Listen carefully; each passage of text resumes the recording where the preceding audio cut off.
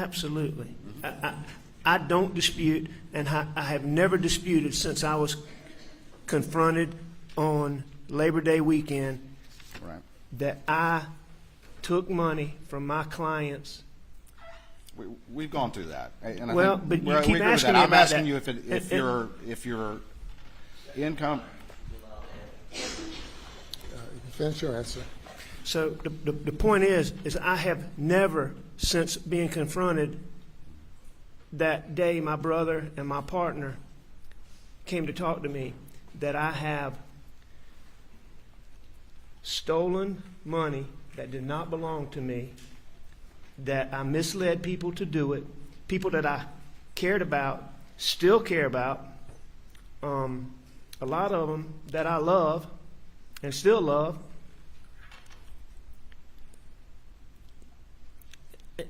And I misled them to do it, and I was wrong. I have never disputed that from day one. And we've been through that. All I'm trying to establish right now with you, Mr. Murdaugh, is we move towards June of 2021, what your financial condition was like, okay? I agree, you've testified to that multiple times, all right? So, let me ask you this. During this time that your income was what we just went through, and you conceded that your stealing was increasing, were you also borrowing significant amount of money from Palmetto State Bank? Yes, I'd always borrowed a significant amount of money from Palmetto State Bank, or in the last decade. So yes, sir, I agree with that. Yeah, but as we move to June of 2021, did you have $1 million line of credit with the bank that was pretty much maxed out? Yes or no? As we move to June of 2021. So in June of 21. Sure. Yes. All right. And did you also have a $600,000 line of credit that was pretty much maxed out around that time? I did. All right. And did you also, over the years, repeatedly borrow 6 figures from your law partners? Well, I borrowed money from a law partner. Which one? Johnny Parker. Johnny Parker. Okay. And that was a fairly common occurrence over the years. It happened multiple times. Would you agree with that? I agree that it happened multiple times. All right. And you would agree also that you would sometimes use some of the stolen money to pay that back? I won't dispute that. I don't know that that's the case. I know what I saw Mr. Testify to using that particular accounting method. I see that. All right. So I don't dispute that. All right. And would you agree that you also, when you needed money, occasionally borrow as much as 5 and 6 figures from your father, Mr. Randolph? I did. All right. And would you also agree that over the years, particularly as we move into 2021, you would use stolen to pay that back? I don't dispute that. Okay. If that's what the records show. All right. And you just mentioned here in the testimony of Carson Burney and the banker and all that, you would agree with me that as we move to June of 2021, at least in liquid funds, you were running out of money.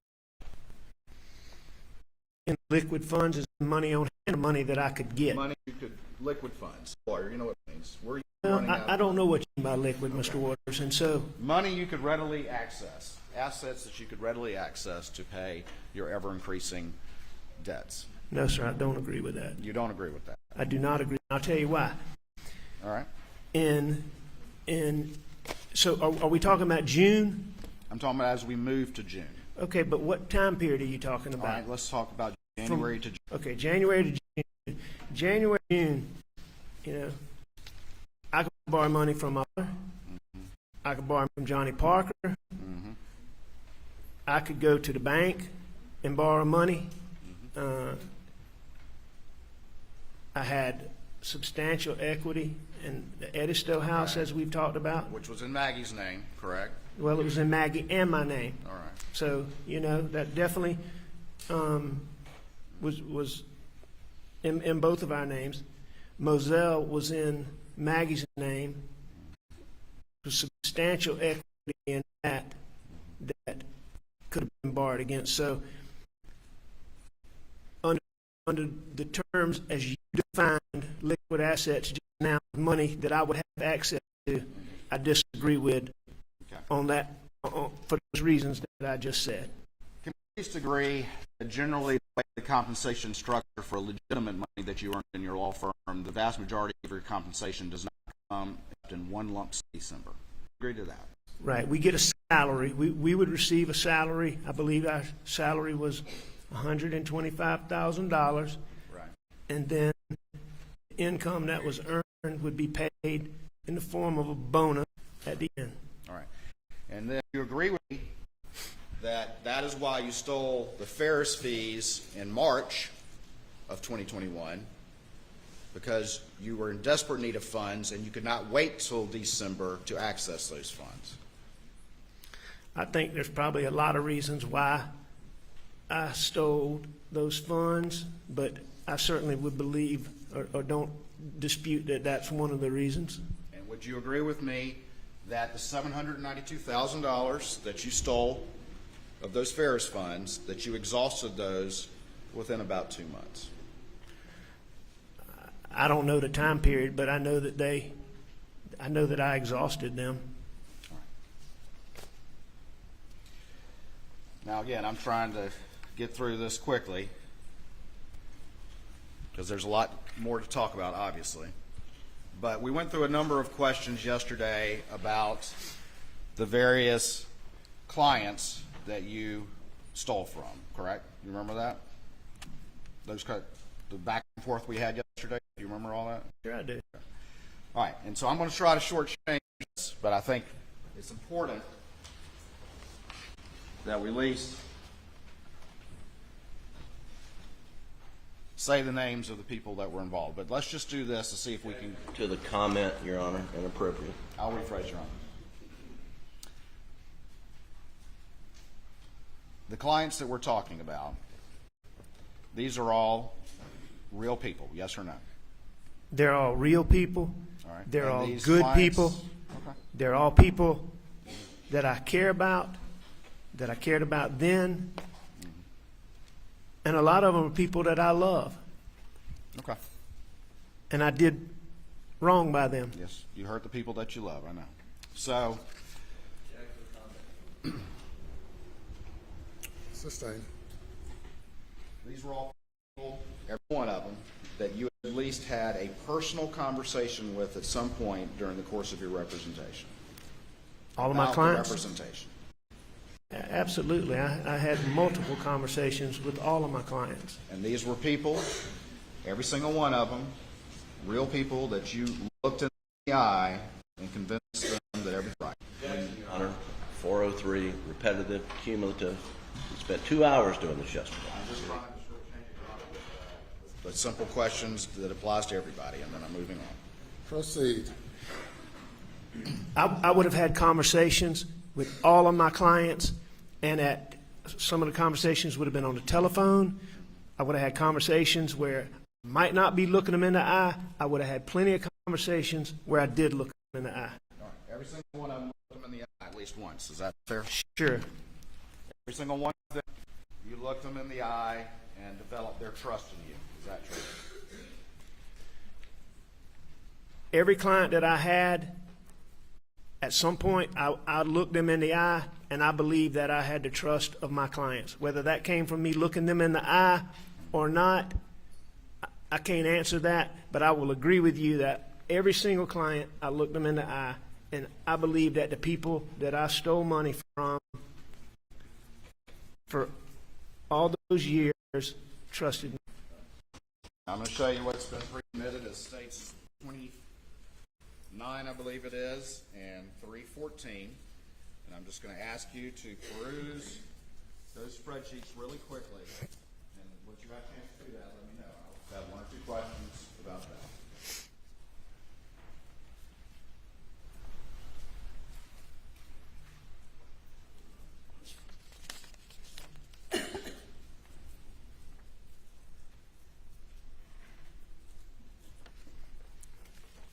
All right, so I'm sorry. What was your question? I just asked you to look at them. Have you had a chance to review those documents? I have. All right. And would you agree with me that every single name on here are either clients that trusted you that you stole from, or instances in which you stole from your law partners who trusted you as well. I agree with that. All right, so we don't need to go through each one of these, correct? You agree with Mr. Waters, like I've told you, I'll go through whatever you want to go through, but each one of those clients is just what we've already talked about. Good people, fine people, upstanding people. They trusted me. Every single one of them I did, and I do still care about, and many of them I love and consider them close friends. Like Barrett Boulware? Absolutely. It's a perfect example. And you stole from Barrett Boulware. I did. Do you recall a conversation that you had with Ronnie Crosby in which he told you that Barrett was desperate for money because he needed his wife to stay in a hotel near him while he was undergoing treatment for terminal cancer around the time that you stole from him? Say, Your Honor. Objections overruled. I don't recall that conversation, but, you know, I knew Barrett was sick. You know, Barrett is a unique situation. I mean, Barrett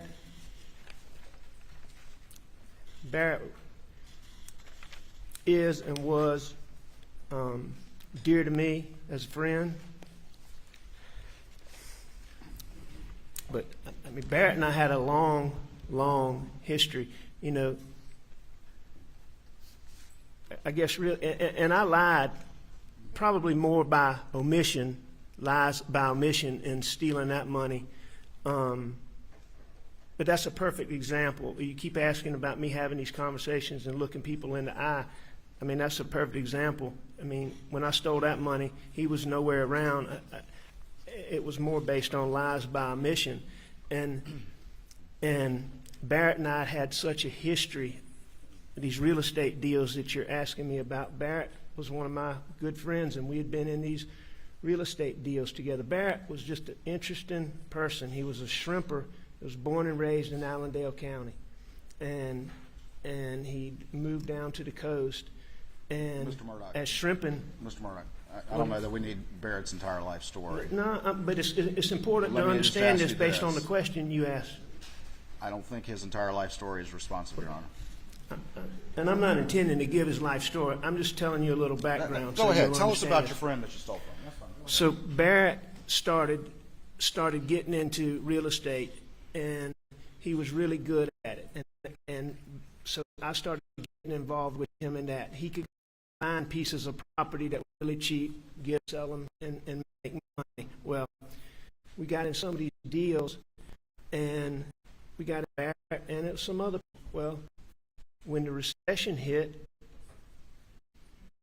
one of the reasons these land deals caused me is because the people I was in these deals with no longer pay. Whereas I might have gone and I was a 20% person, I'm now all of a sudden either I have to default at the bank and affect credit, affect the ability to borrow, or I have to pay 100%. And so that's what I did. I paid 100%. And so there were years where I was paying, instead of a fifth or a half, I'm paying the whole thing. And it equated to $1 million. One of the ways I ended up with the Moselle property, because I had paid more than $1 million in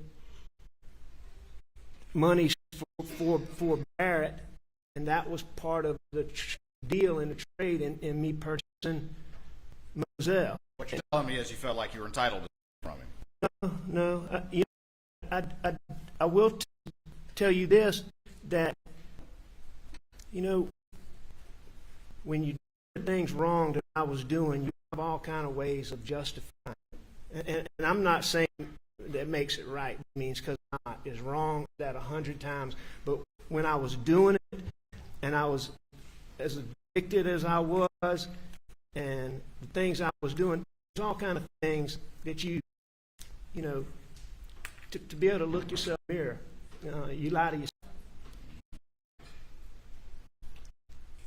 And I guess self-justification for these bad things, I guess is what I was doing. But Barrett had owed me so much money that when I took his money, I just didn't tell him. So it was a lie by omission. All right. All these people on these two exhibits, these are real people that needed this money. Is that correct? I'm sure they did. But it was more important to you that you stole their money on top of the 40% of legal fees that you were taking. I've never asked a question. Stole their money. More important to you than their needs. Is that correct? Objection. Objections overruled. I don't remember sitting down and calculating, okay, is this more important? You know, one of the self-justifications that I talked about, Mr. Waters, is, and this is one of the things, again, I want to make it clear. I don't, as I sit here today, I do not believe that any of this justifications that I'm talking about made any of this okay, because I don't. I've owned up to all this money I stole. I've tried to since I was confronted, and I continue here today. But one of the justifications at the time when I was taking pills, doing the things I was doing, was I may ask a partner, okay, how much is this case worth? And if one of my partners, and I may not even give them all the real facts, okay? So if they said this case is worth $100,000, okay, and I go out and I get them $300,000, you know, that's one of the stupid little things. Okay, well, this isn't the same. And that's one of those justifications that I used in looking back on this that I don't know how I did. But so to sit down and say, did I evaluate that they needed the money more than I did? You know, I don't think I did that. I think I was selfish, and I think I took the money. I think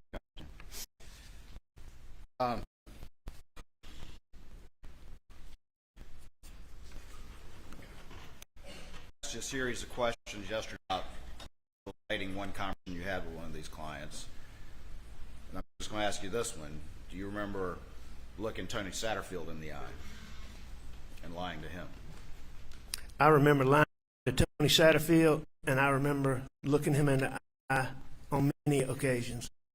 And lying to him? Yeah. Okay. Lying to his family? I lied to his family. I don't know if I did it in person, but I know I had phone conversations where I lied to him. Okay. Let's talk a little bit about pills, if we can. Okay? And you've already testified, as have other people, that you were still functioning as a lawyer over the years, just pills that you were using. Is that correct? Yes, sir. And you were able, of course, during this period of time to engage in these relatively complicated stuffs that increased over the years that we've talked about, despite the pill usage. Is that correct? I was. I was. All right. And you were also able to, during this time period, convince your staff that nothing messed with all of these exhibits, despite your pill usage. I mean, most of those didn't require convincing my staff, but just so we're on the same page again, I acknowledge that I certainly allowed them to be misled. I certainly allowed them to do things that I shouldn't have done on my behalf, knowing that they trusted me. How many pills were you using a day? Depends on number of items. Most importantly, how strong the pill was. Okay, well, let's talk about, let's say, start maybe in January of 2021 and move forward. Can you describe to the jury what your daily pill intake was like?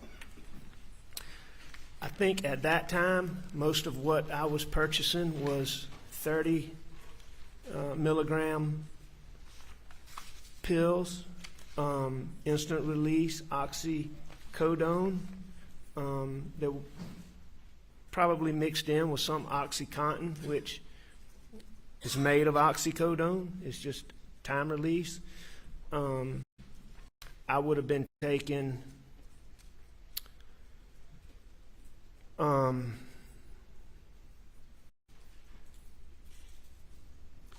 anywhere from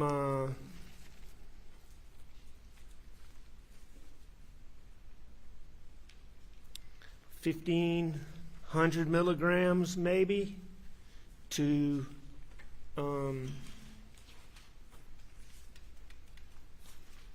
maybe 1,000 or maybe 1,000 milligrams or 1,200 milligrams on a day I didn't take as much or didn't have as much, up to, I mean, there are days, many days, a lot of days, most days were more than that, and many days would be, you know, more than 2,000 milligrams a day. And how many pills is that? It depends on the strength. Well, let's say it's the Of the 30s pill. that you just mentioned. If I took 30, if I had 30 milligram pills, you figure 100 pills would be 3,000 milligrams. 100? 100. You're taking 60 a day or something like that? There were days where I took more than that. There were days I took less than that. And how would you take them during the course of the day? I mean, how many are you taking at one time? How frequent in this time period, let's say January to June? You know, there was a point in time, and I'm not sure when it was, I think it was well before that, where, and you have to understand this, this is something that I mean, I can still remember the first time I ever took an OxyContin. Murdaugh, can I ask you to answer my question, and I'll let you explain all you want. And my question was, how many were you taking a day during this time from January to June? Answer that first, please, and if you want to explain, I'm happy to let you do so. I'm not positive, and here's why. It's because over the years, as I was saying, the first OxyContin, one OxyContin made me literally sick. And that was when I was transitioning from hydrocodone to oxycodone. And it made me sick because there's a really strong one. And so, you know, one OxyContin pill was like 10 hydrocodone pills. So, but anyway, as I took more and more, and over the years, it just, you know, you build up a tolerance to pain pills. And so what might give me this energy, one of the reasons I became so addicted is, you know, some people talk about pain pills and how they make them lethargic and, you know, where they can't do anything and they feel. Opiates gave me energy. I mean, whatever I was doing, it made it more interesting. You know, it made me want to do it longer. You know, to go on a drive, it made driving, it just at the beginning, everything. But I took so much just to keep, it got to a point where I was taking so much just to not backslide or go into withdrawals or have all those symptoms. And so it got to the point where I was taking the amounts that I came to be taking in the time period you're talking about, January to June. So it evolved over time. It wasn't like it just started then, Mr. Waters. All right, can you just give me one example of a day during that time period? I mean, Sure. I mean, you start at 8 o'clock in the morning, or whatever time you got up, and take one, and then one every 30 minutes. I mean, Well, no, I've given you a chance to explain. So It would now totally be depend. specific. It would totally depend on any number of circumstances. So starting a day, one of the main things that this would depend on was how late the day before I had taken pills, and how late the day after I had taken pills. So it depended on the number of circumstances. So starting a day, one of the main things that this would depend on was how late the day before I had taken pills, and how late the day after I had taken pills. So it depended on the number of circumstances. So starting a day, one of the main things that this would depend on was how late the day before I had taken pills, and how many I had taken. And did I take them during the night? Did I wake up during the night and take them? So, let's just say it's been a while since I took any, and I slept, and I woke up, all right? Then I would immediately, first thing, take pills, because if it's been a while, a lot of times, if you slept and hadn't taken pills, you'd wake up and you could tell the beginnings of those. I'm not going to say they were really withdrawals, but that agitation that you feel when you don't take it, and you could tell it, so you had to take it right away. And so I would start off, first thing I would do would take pills.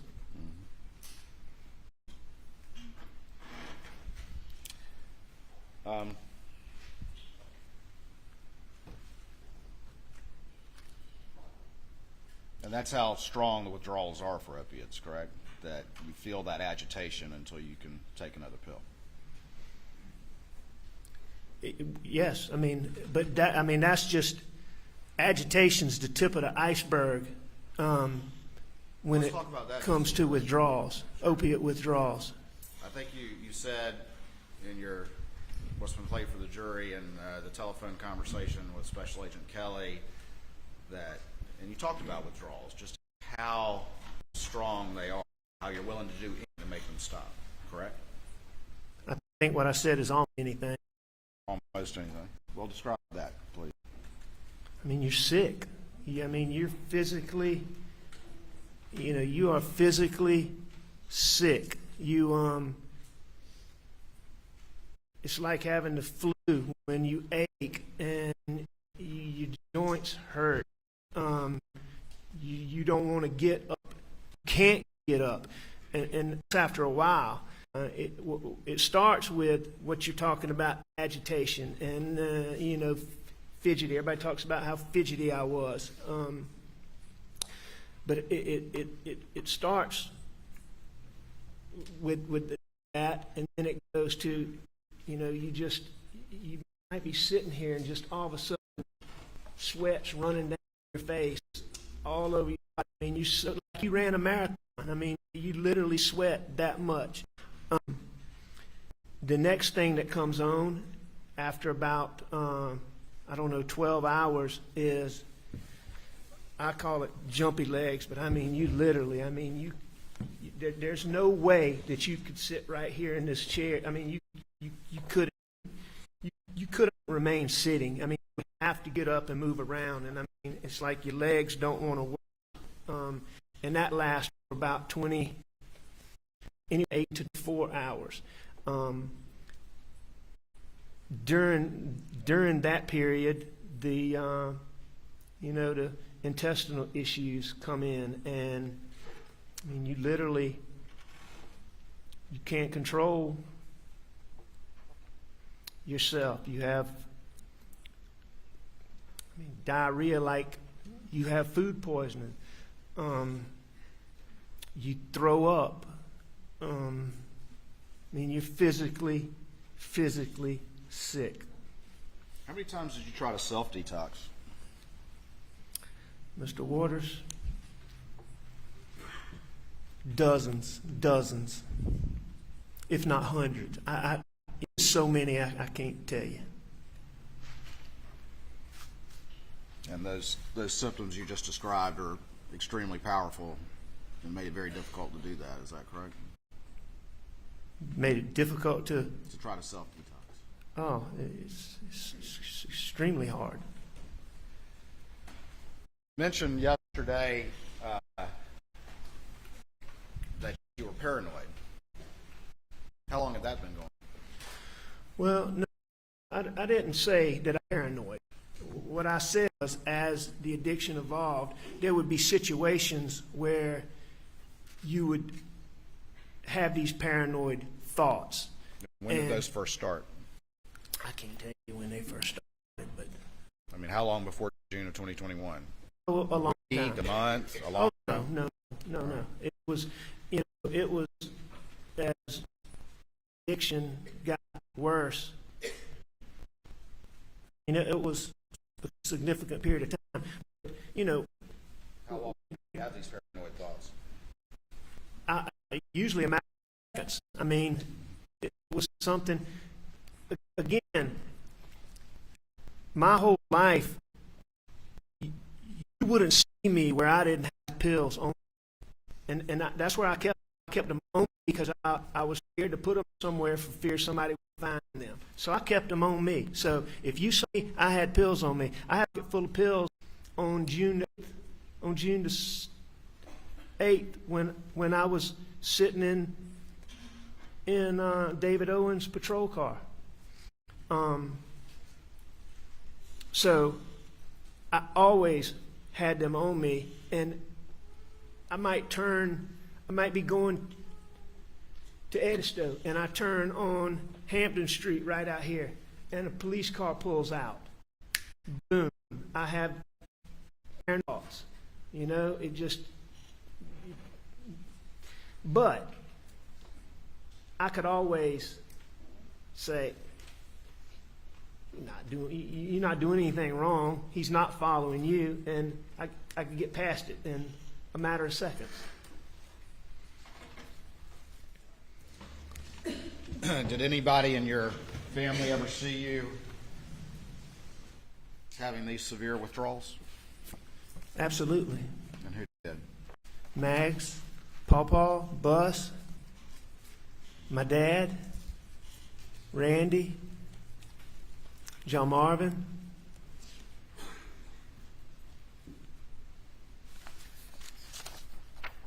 And just to be clear, Randy and John Marvin never saw me having withdrawals before September.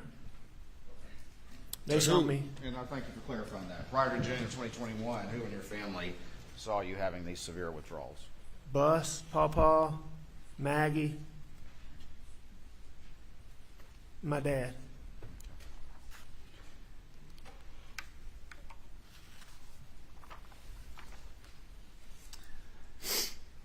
Do you remember calling Paul a little detective? I don't know that I ever called him a little detective, but I think Maggie did. I may have. I mean, I was very intuitive. So I heard Miriam. I heard your interviews. I heard Miriam call him a little detective. I know Maggie used to call him that. Did that have anything to do with the pills? Well, yeah, it had something to do with it. But I mean, Paul was always that way. But that what led him to be called a little detective. Certainly, there were times when Paul found pills, Including just a month before the murders. Is that correct? No, sir. You're all 6/5/23 that was entered into evidence, which is a text from Paul to you, I do. which he said that Maggie found pills in your bag. Right. Tell me about what happened after that. You asked me about Paul finding them, but it was Maggie that found them. Fair enough. So it was Maggie that found them? Yes, sir. Okay. But Paul's the one who reached out to you, correct? On that occasion, yes, sir. And what was the discussion after that? I can't remember exactly what it was, but it was about that I'd had eye surgery I don't know what day it was, but days before that. The day Maggie found them, Maggie drove me to the doctor for me to have my cataract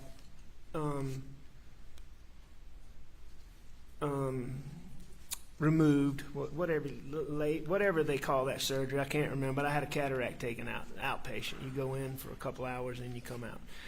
And it was during COVID, and so Maggie wasn't allowed to come into the doctor's office, and so she sat in the car. And I had left pills in the computer bag and sitting out there bored. I guess she started looking at my computer and found them in the computer bag. So she found those pills. Right. And so obviously told Paul, and Paul texted you, correct? About finding pills. Correct. After 2021. That's correct. And you've heard your sister-in-law Marion testify that you called him the detective about the pills. You heard that testimony in the room? I did hear that. All right. So did they start to watch you like a hawk and you about your pill usage during the month of May? No, They did not. no, Mr. Waters, this battle that I had with addiction, it has been going on for years, and so he had been watching me like a hawk for years before May. May was just one occurrence where I let them down again. Right. They had been watching you like a hawk for years. Is that correct? About my pill addiction, yes, sir. That is correct.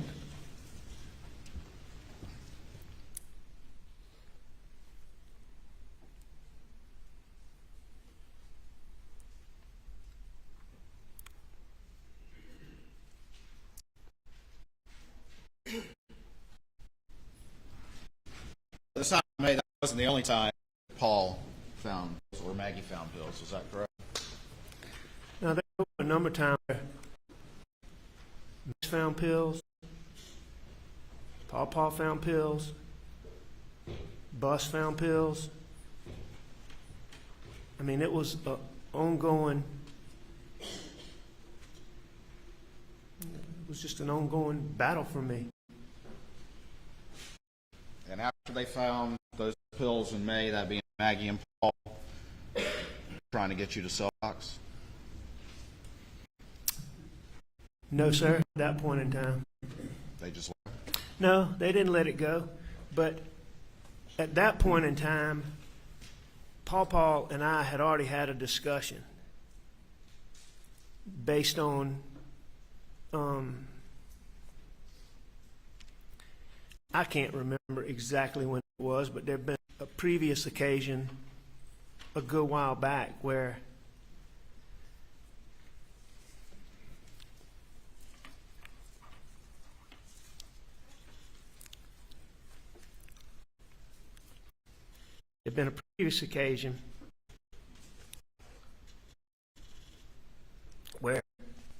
either Maggie or Paul found pills, and Paul had come to me and asked me, and I told him, back on the pills.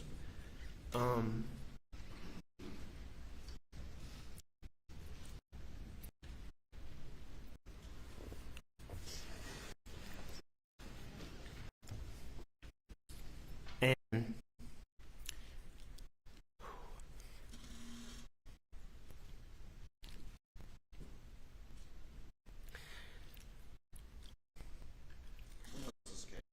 we had had a long talk. As I said, I remember exactly what it was before that. Paul and I had had a talk. And we'd agreed, I had agreed, and I detoxed so many times. I'd been to detox.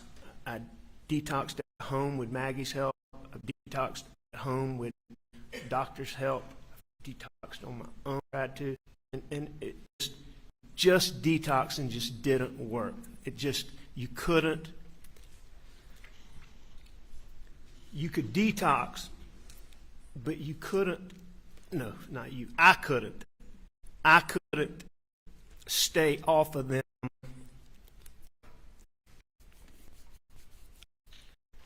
And so,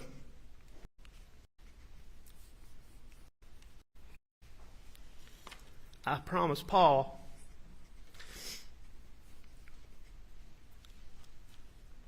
that as soon as we finished with his criminal case, that I would go to rehab. And on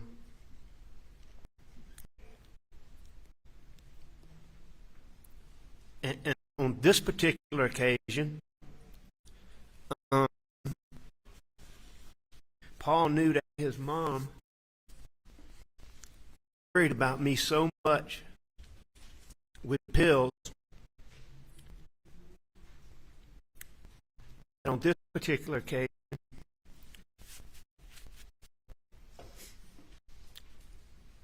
I think that Paw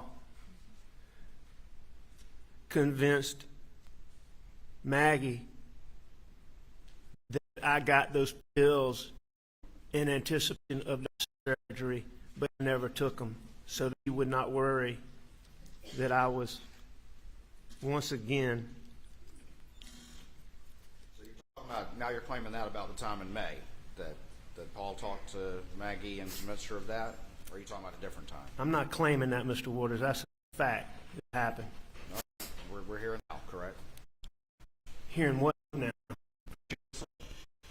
Just ask me this. Mr. Waters, if you keep making it about the first time you hearing these things, when I got arrested and went to jail, we began reaching out to you, to talk to you about all of these things, to try to tell you everything that I'd done, to give you all these details, to help y'all go through these financial things.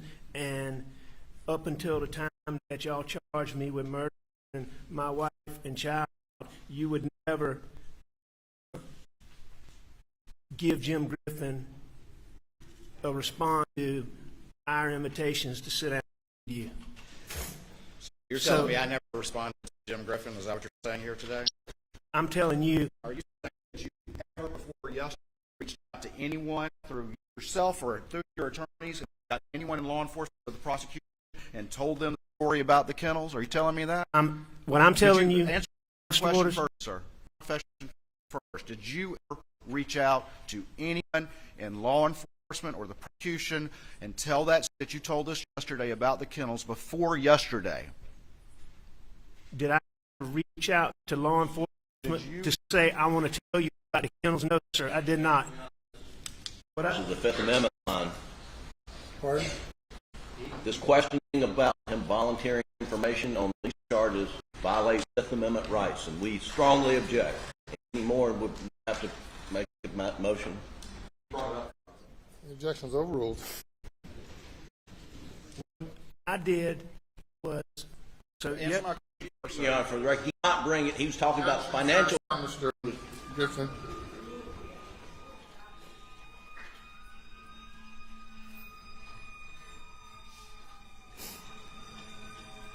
yes or no question. Before yesterday, did you ever bring up what you told the jury about that kennels? To anybody in the prosecution or anybody in law enforcement? I didn't have the opportunity to, Mr. Waters, because you not respond to my invitations to reach out and tell you about all the things that I've done wrong, and to talk about bringing this to a head, to talk about bringing this to closure. I understand how many people are hurt. I understand how angry my partners are and how hurt they are. And I understand how hurt these people that I stole money from are. I understand how hurt they are. And one of the things that I believe is getting past this may help them get some closure. And so since at least January, I've been trying to sit down with y'all to talk to y'all. Okay. And never, ever got a response to the multiple requests. Multiple requests? Yes, sir, multiple requests. I would ask about this Murdaugh. every Let's few ask weeks. this, sir. Sir? Did Mark Ball ever hear your story to the jury about the kennels until yesterday? Your buddy and law partner Ball? Listen, I haven't spoken to Mark Ball since I went to rehab. And these were the same law partners that you were listening to the night of. Is that testified to this jury? You testified to that earlier, did you not? I don't understand your question. Didn't you testify earlier that you were listening to your law partners on the night of the incident? Was I listening to them? Yeah, you testified to that. It's a simple question, sir. I'm sure I was. When are you talking about? On June 8th, in the early morning hours, you testified to this jury that you were listening to them, but you never told them the kennel story either, and they heard it for the first time yesterday as well. Isn't that correct? Yes, that's the first time they heard it. First time that Ronnie Crosby ever heard that would have been yesterday. If he was listening, that would have been the first time he heard First it. time Johnny Parker heard that was yesterday. Yes. First time Anderson, who was representing the case, ever heard was yesterday. Yes, yesterday is the first time that I have said that openly. But that's not what you were asking me, Mr. Waters, but you go ahead, First time your brother Randy heard that was yesterday. if he was listening.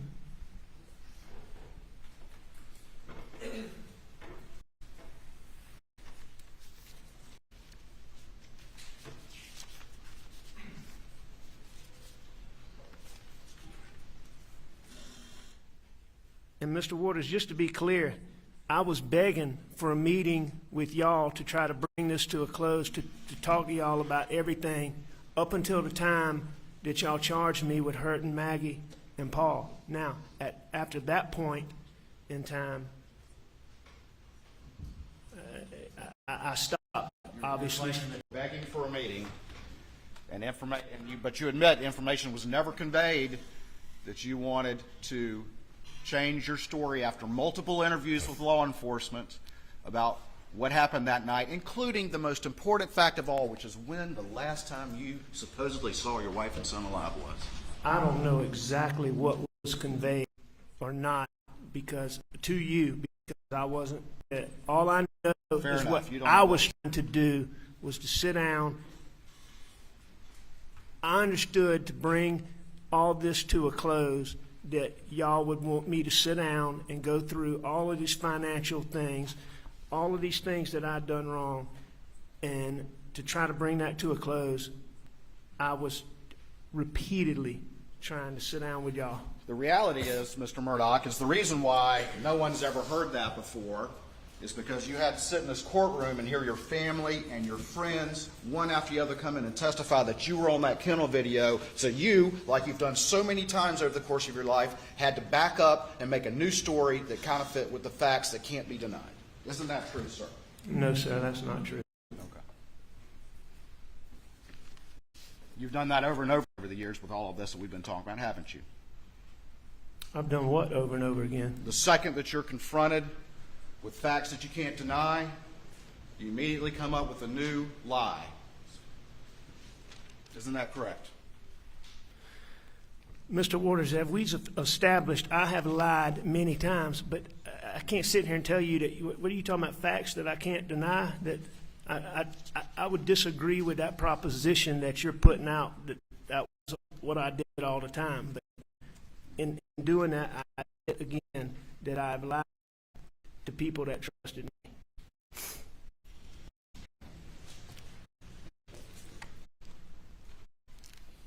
So we can agree that the prosecution and law enforcement and so many of your friends and family heard the first time your story about the kennels yesterday after all these testimony.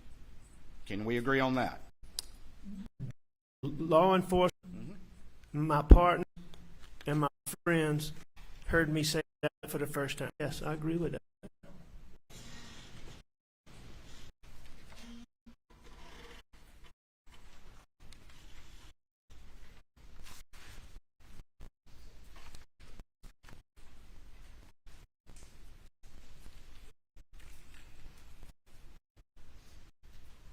Would you agree with me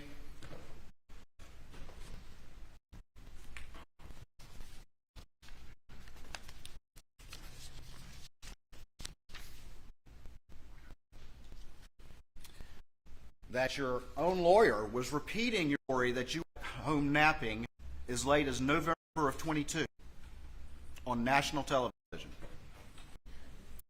I don't know. Don't know. No, in jail we don't get newspapers, and the TV we have is limited. So Your own lawyers, at least as late as November 22, didn't know the story that you've told the jury after 5 weeks of your family and friends coming in and saying, "Yep, on that video." I don't know. Objection, Your Honor, violates attorney-client privilege. Totally improper. Totally improper. Yes, sir. Response.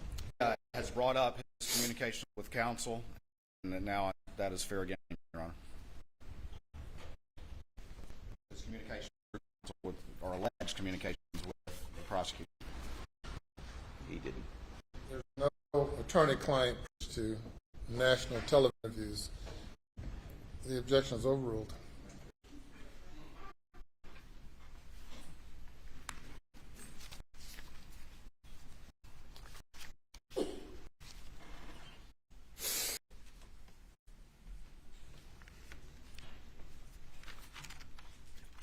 Are you waiting for me to answer, Mr. Waters, or did I answer? I think the point's made. All right. You said you were unaware of that national television interview. Is that what you said? Unaware of what national television The interview? one where your lawyer repeated the story as late as November of 2022. Your story that you were actually home asleep in the house. The only national TV ad that I'm aware of is not ad program is one that Mr. Griffin was involved in. Was a are you referring to like a Dateline something? I'm talking about HBO. Okay, HBO. All right, like, so, yeah, I am aware of that. And what I believe the case to be is that I believe that when that was in its works, that Mr. Griffin made those statements sometime substantially before November of 22, as early as around the very beginning of 2021. Well, let's talk. What I understand to be the case. All right, let's talk some more about your testimony from yesterday. And you're telling this jury, even on something as clear as a skin on video, that your story doesn't change when you have to make them fit the facts that no longer can be denied. Is that what you're telling this jury? I don't understand that question. Say that again. That you're telling this jury that you don't change your story to make the facts fit evidence you can no longer deny, like what's been going on in this courtroom. I'm not telling the jury anything about that. All right, good. All right, let's move on. Let's talk some more about that issue. Let's talk about the confrontation on June the 7th with Jeannie Seconder. Big deal. Isn't that what you testified? Words to that effect? What I testified to is that, to me, it certainly didn't seem like a confrontation. Jeannie came to me and was almost apologetic. And this is what I believe, Mr. Waters, is I believe that what Jeannie Seconder and my partners have had to go through since September has been hard. I know I could see it. I could see the hurt that I caused them. And I know that they're betrayed, and I know that they're angry, and I know that they're hurt. And I want to make clear this, that while I disagree with what Jeannie said as to it being a confrontation, because I don't believe that it was, I don't think that she was lying. I think that she feels it. She believes that that's the case after all this time that she's had to deal with this. But on June the 7th, when she came to me, she was almost apologetic. You heard her say that she said that she wouldn't be doing her job if she didn't do this. And it was made clear to me that someone had said this, that I had to make sure that income came through the firm, that I couldn't structure money. In other words, I had the impression that there was concern that maybe, like Mark Ball and Ronnie Crosby said, that maybe I was hiding fees because of the boat case. But that conversation was so quick, Mr. Waters, that you keep using the term confrontation. I didn't take it as a confrontation. And you're telling this jury you're not making that issue fit, make your story fit with those facts by saying, it wasn't a big deal, and Jeannie, she's hurt, so she's overreacting now. No, that's not what I'm saying. Stand and testify. What I'm saying is exactly what I just testified to, that to me, on that day, that was not a confrontation. It ended almost quickly as it began, and I didn't think about it again for a period of time until after everything happened. You testified earlier you get paranoid if a police officer turns out behind you, but you're not getting paranoid when Jeannie comes in here and says, I need an answer about these fees. No, I because believe you took.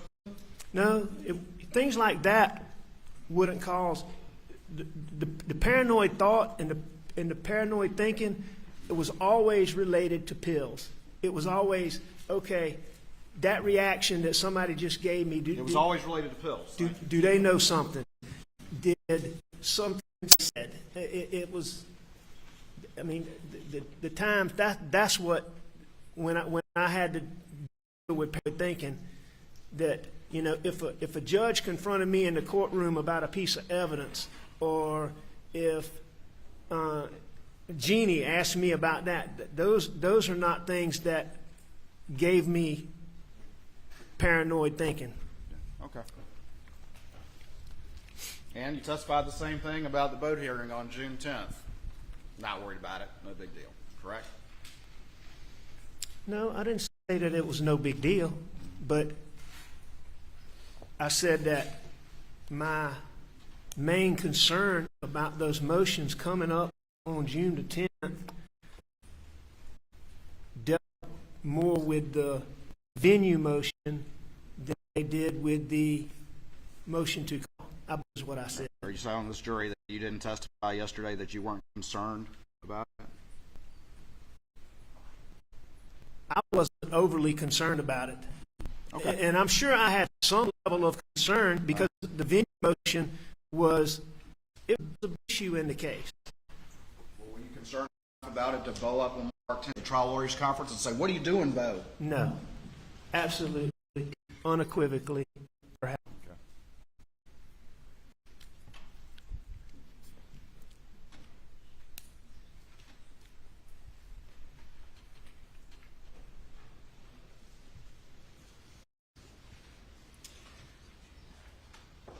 If the Ferris fee issue comes to light on June the 7th, you're not going to be able to borrow money from Johnny Parker anymore, are you? If the Ferris fee, hypothetically speaking, if Ferris fee came to light on June the 7th, well, here, any point in time, if the Ferris fee came to light, Johnny Parker would not loan me money. If Johnny knew that I had taken fees, I would not have to borrow money from Johnny Parker.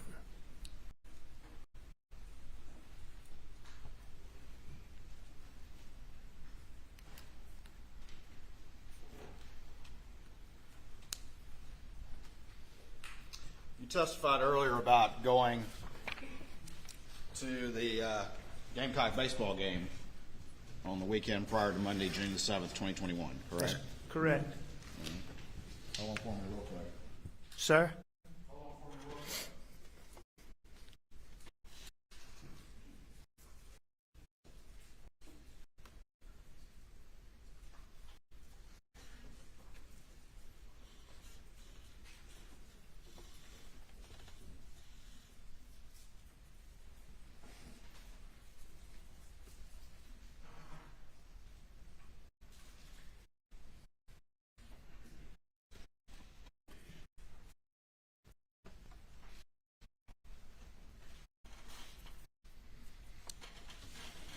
Right. I'm going to show you what's been marked on stage 572. You got your readers with you, glasses, and have you first I want you to look through that document and then answer the question, do you generally know what that is?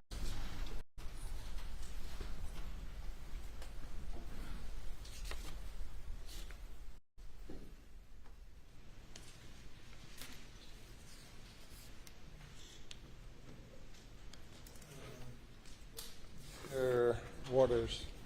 Someone wants something, so if you'll stand for a moment. Everybody stand for a moment.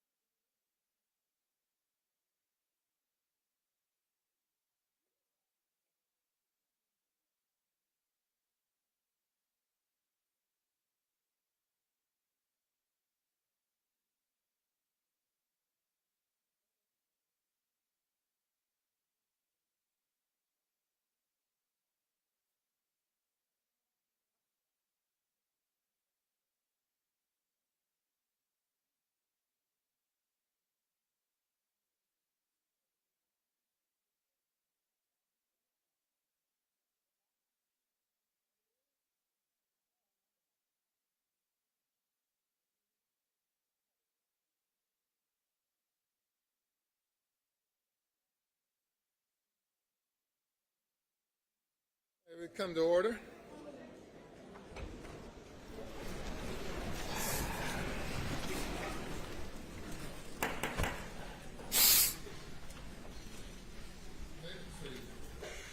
May it please the court. Have you had a chance to review that, Mr. Murdaugh? Yes, sir. All right, and do you recognize what those are generally? I do. And what are they? Text between Maggie and I. And what day did they take place?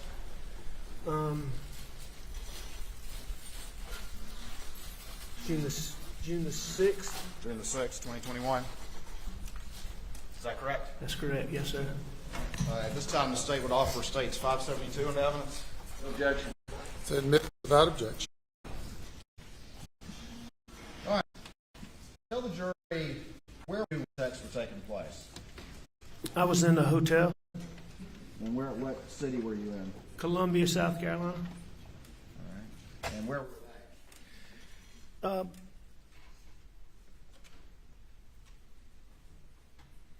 I'm not exactly sure where they were when they first started, but they would have been somewhere between a hotel, a restaurant, and the ball field. All right. But when you send this text on June 6th at 11:41, you say y'all in seat already, correct? Yes, that's what I did say. All right. And they say, yeah, Maggie says, yes, we like these seats, correct? That's correct. I didn't notice that. So at that point in time, they are in the ballpark. All right. And then you respond, better than last night. They extended checkout to 1. Going to come then, is that correct? That's what that text says. Yes, sir. All right. So you're back at the room, is that right? Yes, sir.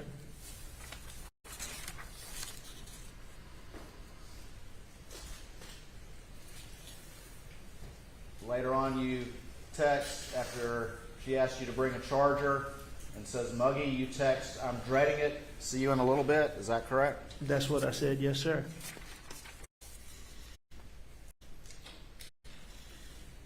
She responds, don't come, but then asks about the charger and says it's hot. Is that correct? Mr. Waters, yes, I assume you were reading it exactly so. Yes, sir. All right.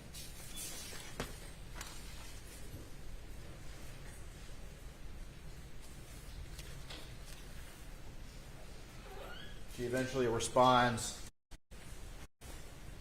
not crowded, but not the place to come if you don't feel well. Very hot. We are inside, sitting in the bar, very nice indoors. Is that correct?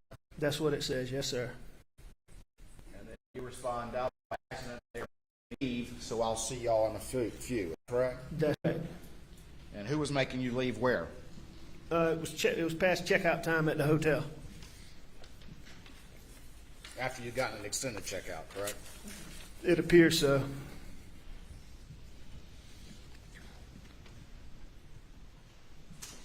And the reality is that you were in that hotel suffering from withdrawals when that's going on. Is that correct?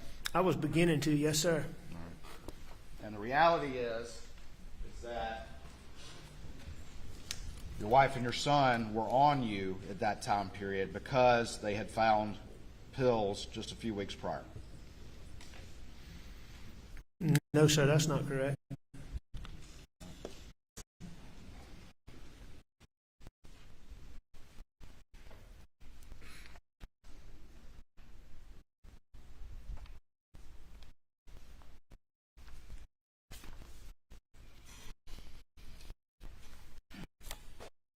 Talk about 7th, okay?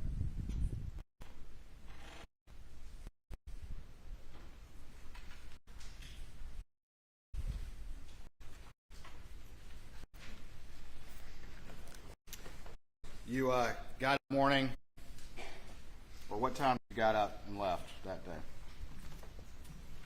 After having the benefit of looking at all these records,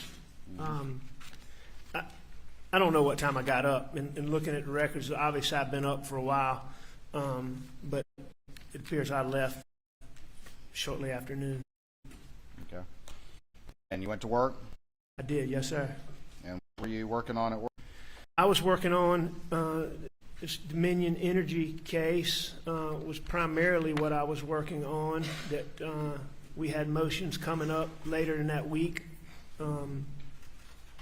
As I said earlier, I believed at the time that it was the biggest case that I'd ever been involved in. And there were motions coming up in that. I was Danny Henderson, my partner, that was helping me with the civil case, boat wreck, had been on me getting a financial statement, and I finished that. So it could be given to Danny. It's primary is what I remember doing. Obviously, I talked to Jeannie, but Okay. And what time did you leave? and I'm sure I did some other routine office things, but I can't tell you what they are. All right. What time did you leave? It appeared that I left around after 6 from the records. Okay. I thought I'd left earlier than that, but I mean the records seemed to be pretty clear. All right. And you were, in fact, I think you said in many of your interviews that you were working on the boat case that day as well. Your financial declaration.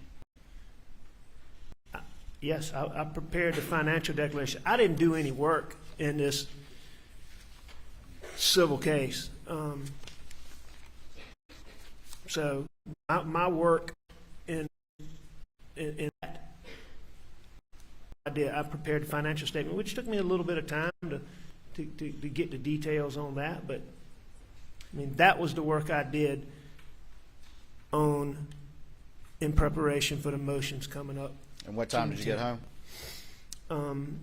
And looking at the records, it looks like I got home a little before 7, 6:45, I think, 6:40 something.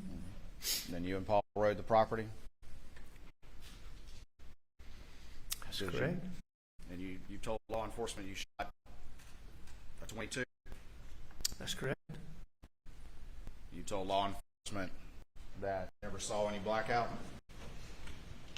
Never seen a blackout? At that point in time when you and Paul were riding the property? No, I did not see a blackout.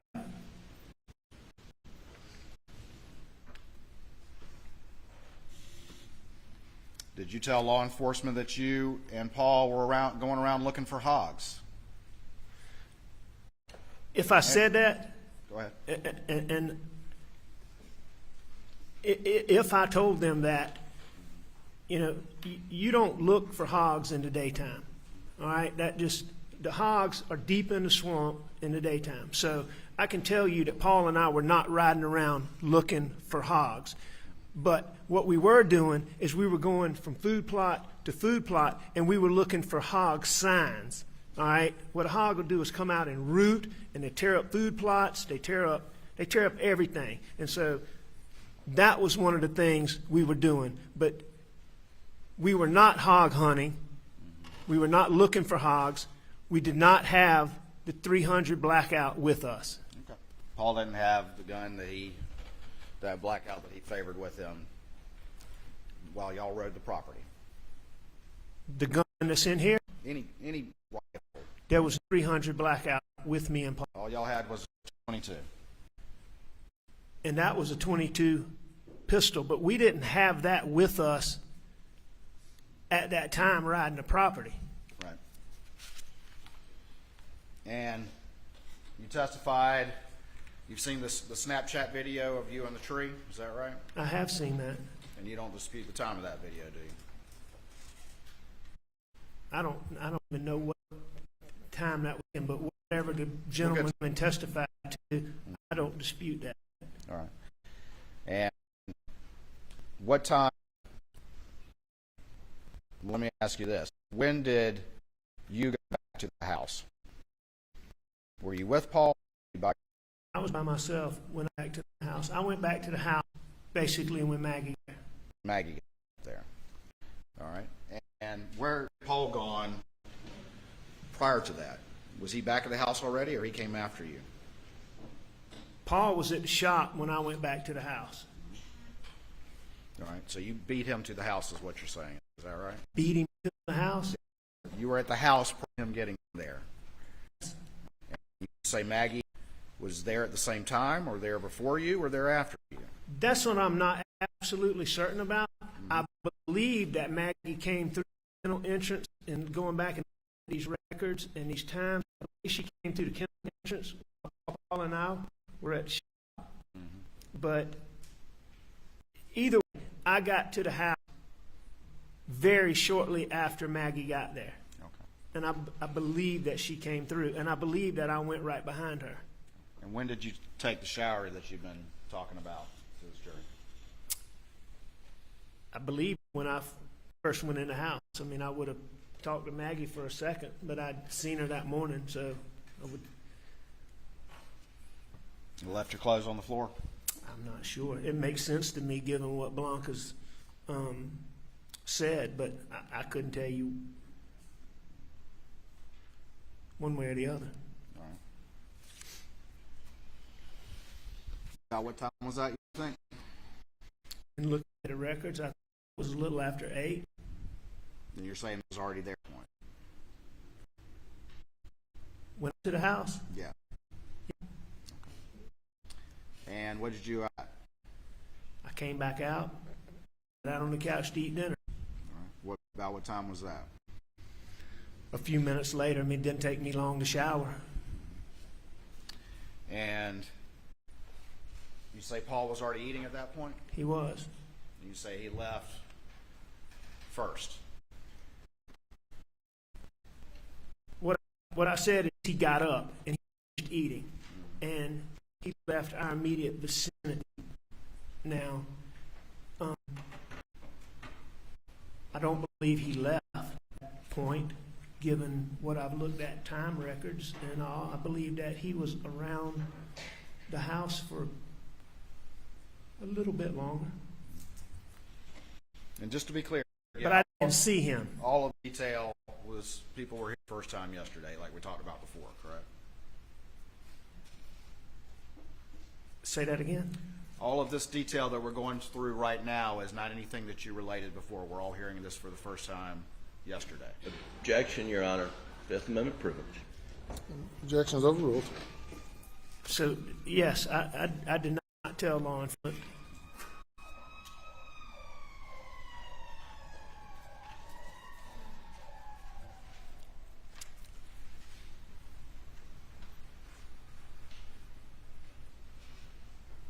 Actually, I don't think law enforcement asked me what I did when we first went to the house, but I clearly lied to law enforcement about what I said yesterday.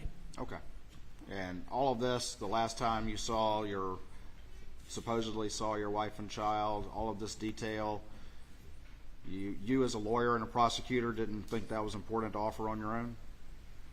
Well, I think it's important. You told this jury how cooperative you've been and how much information you wanted to provide, but you left out the most important parts, didn't you? I left out that. I did. You don't consider them the most important parts? I think it's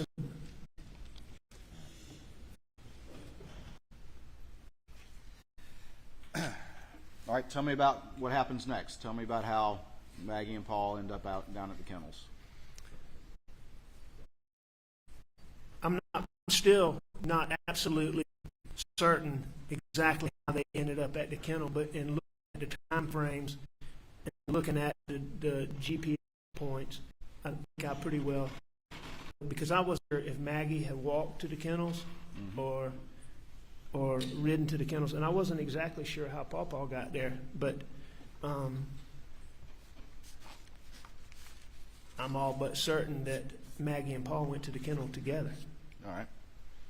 And what was the discussion? You said that they were going down there, but you didn't want to go. Is that right? Maggie. What I said is Maggie asked me to the kennels with her, and I wasn't going to go. I said I'm not going to go. And how long after she left did you supposedly go down there? It was very quickly. And what did you tell this jury and all these new facts as to the reason you changed your mind? Why'd you change your mind? I just had a shower. When you go to the kennel, you always end up at the shop, the dogs are around, you're always going to end up doing more work. All right? It's hot. I'd already had a shower. I want to go to the kennel So why'd you change your mind? because Maggie wanted me to. So you thought about it for a few minutes and then decided to go down there? I don't think I sat and contemplated, am I going to go, am I going to go? I think that, like many things Maggie wanted me to do, if I didn't do it first, I ended up doing it. And you took the golf cart down to the kennels? That's correct. How long did that take to drive from the house down to the kennels in a golf cart? And look at the records from OWN and all of that, it seems about a minute in the, In a golf cart? nope, in the Suburban. So I would think it's probably, in looking at those speeds of what, 20, 24 miles an hour, I would think it takes double that. I think it's a couple minutes. You concede at least a couple minutes to drive down there, right? Yes, In a golf cart. that's correct.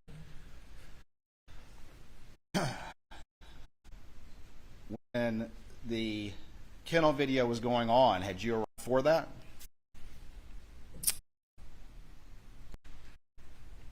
I believe I had Okay. How long do you think you had been there before that was going on? long, because when I got there, in looking at the kennel video,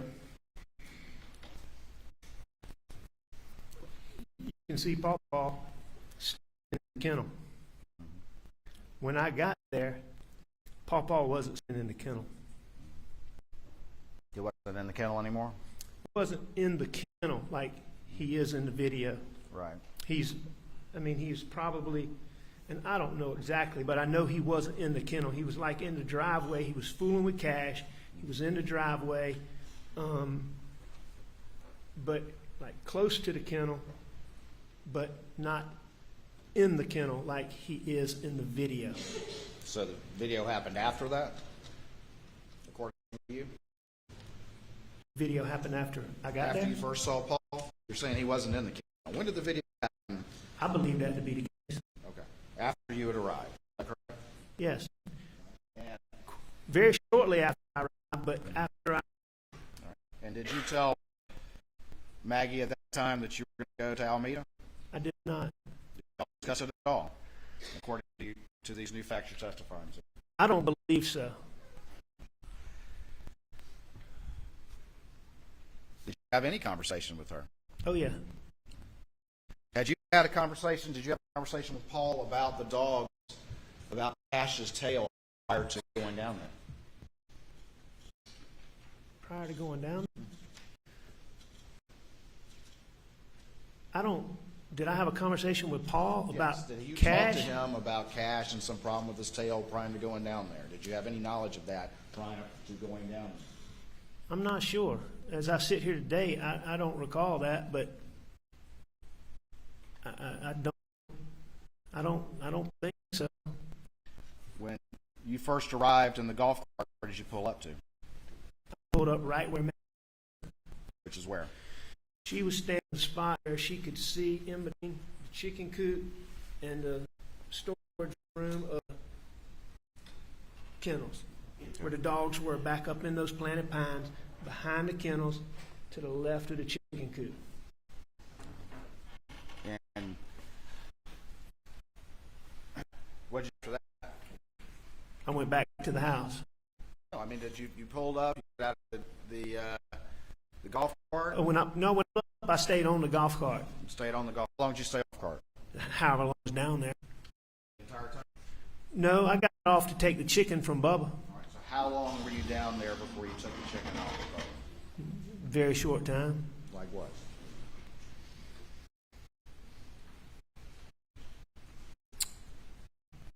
Couple minutes. And what were you doing during the couple minutes before you got over there to deal with Bubba? Talking to Max. All right. What did you talk about? I don't know. You don't remember? Sure, I do know that Maggie was very concerned about Paw, and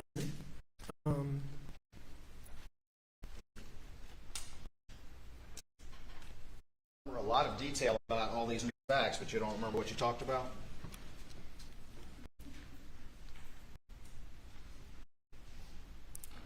I don't remember the exact details of what we talked about. I believe that we may have talked about Paw. but I'm not certain. Were you withdrawing at this time? At this time, no, sir. You weren't withdrawing at all. I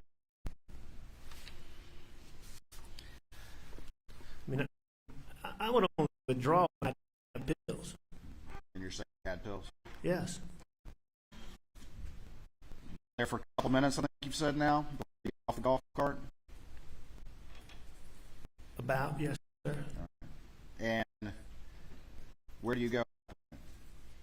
I take Bubba. All right, so you get up.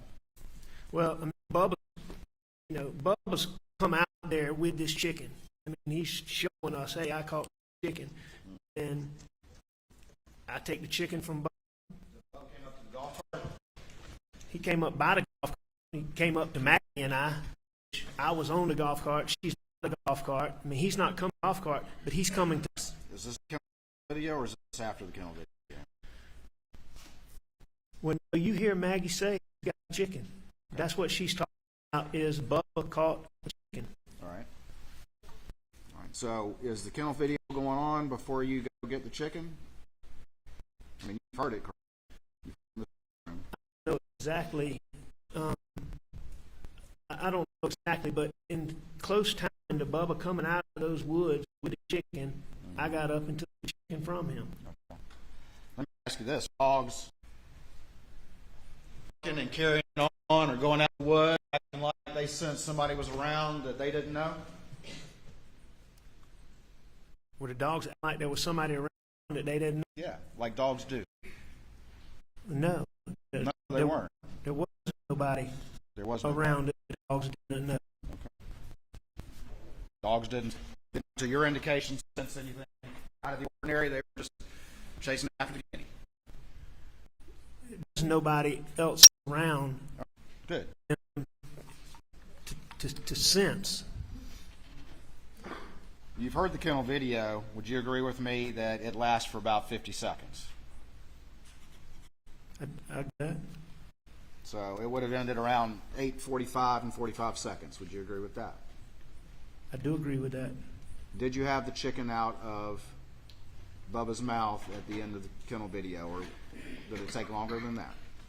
I can't remember exactly when in the video he came up with the chicken, but I would have had the chicken out of his mouth within 10, 15 seconds of Maggie saying he's got a chicken. All right. And so then what did you do? I put the chicken up. All right. How long did that take? Out of the golf cart to do that? I did. All right. And you had to walk to where it was? Well, yeah. I mean, a few feet. I did that. Yes. All right. How long did that take? Seconds. We're at 46 now. How long did that take? Seconds. Just seconds. All right. And what did you do for that? Got back on the golf cart. What did you do after that? I left. You left. Now, Just did I jumped leave? on the golf cart and left. Well, that's what I was getting ready to say. Did I get on the golf cart and leave that second? Probably not. But did I get on the golf cart and leave very quickly after that? I did. I think you testified yesterday. I got out. I did. Why'd you get out of there so quick, Mr. Murdaugh? Because it was chaotic, hot, and I was getting ready to do exactly what I didn't want to do.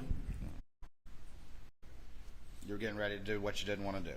That's correct. Yeah. I was getting ready to sweat. I was getting ready to work.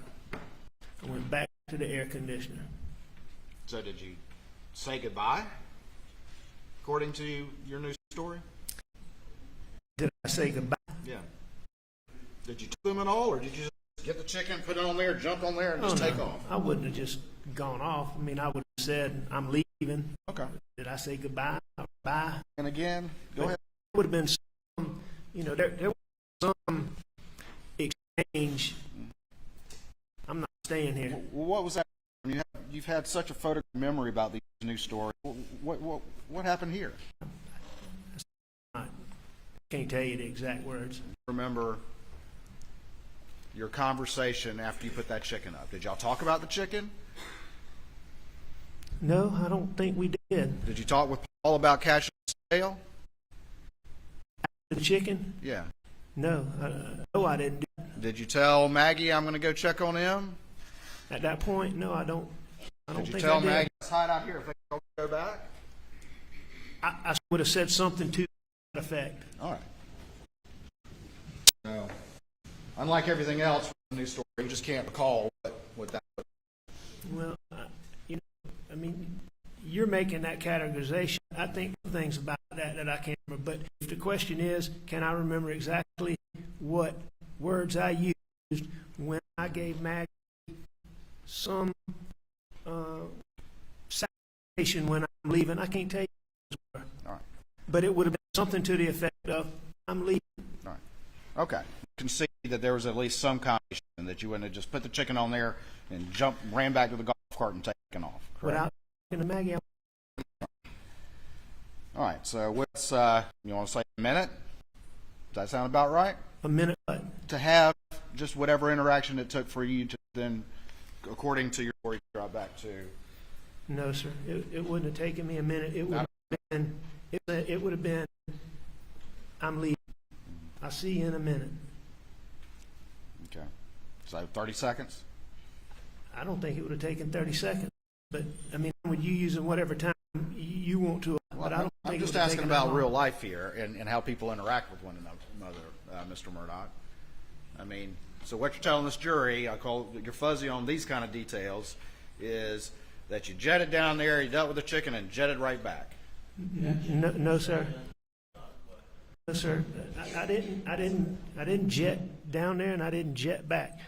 I got up after Maggie asked me to leave. After Maggie asked me to go with her, and I didn't. I got up. I went and got on a golf cart.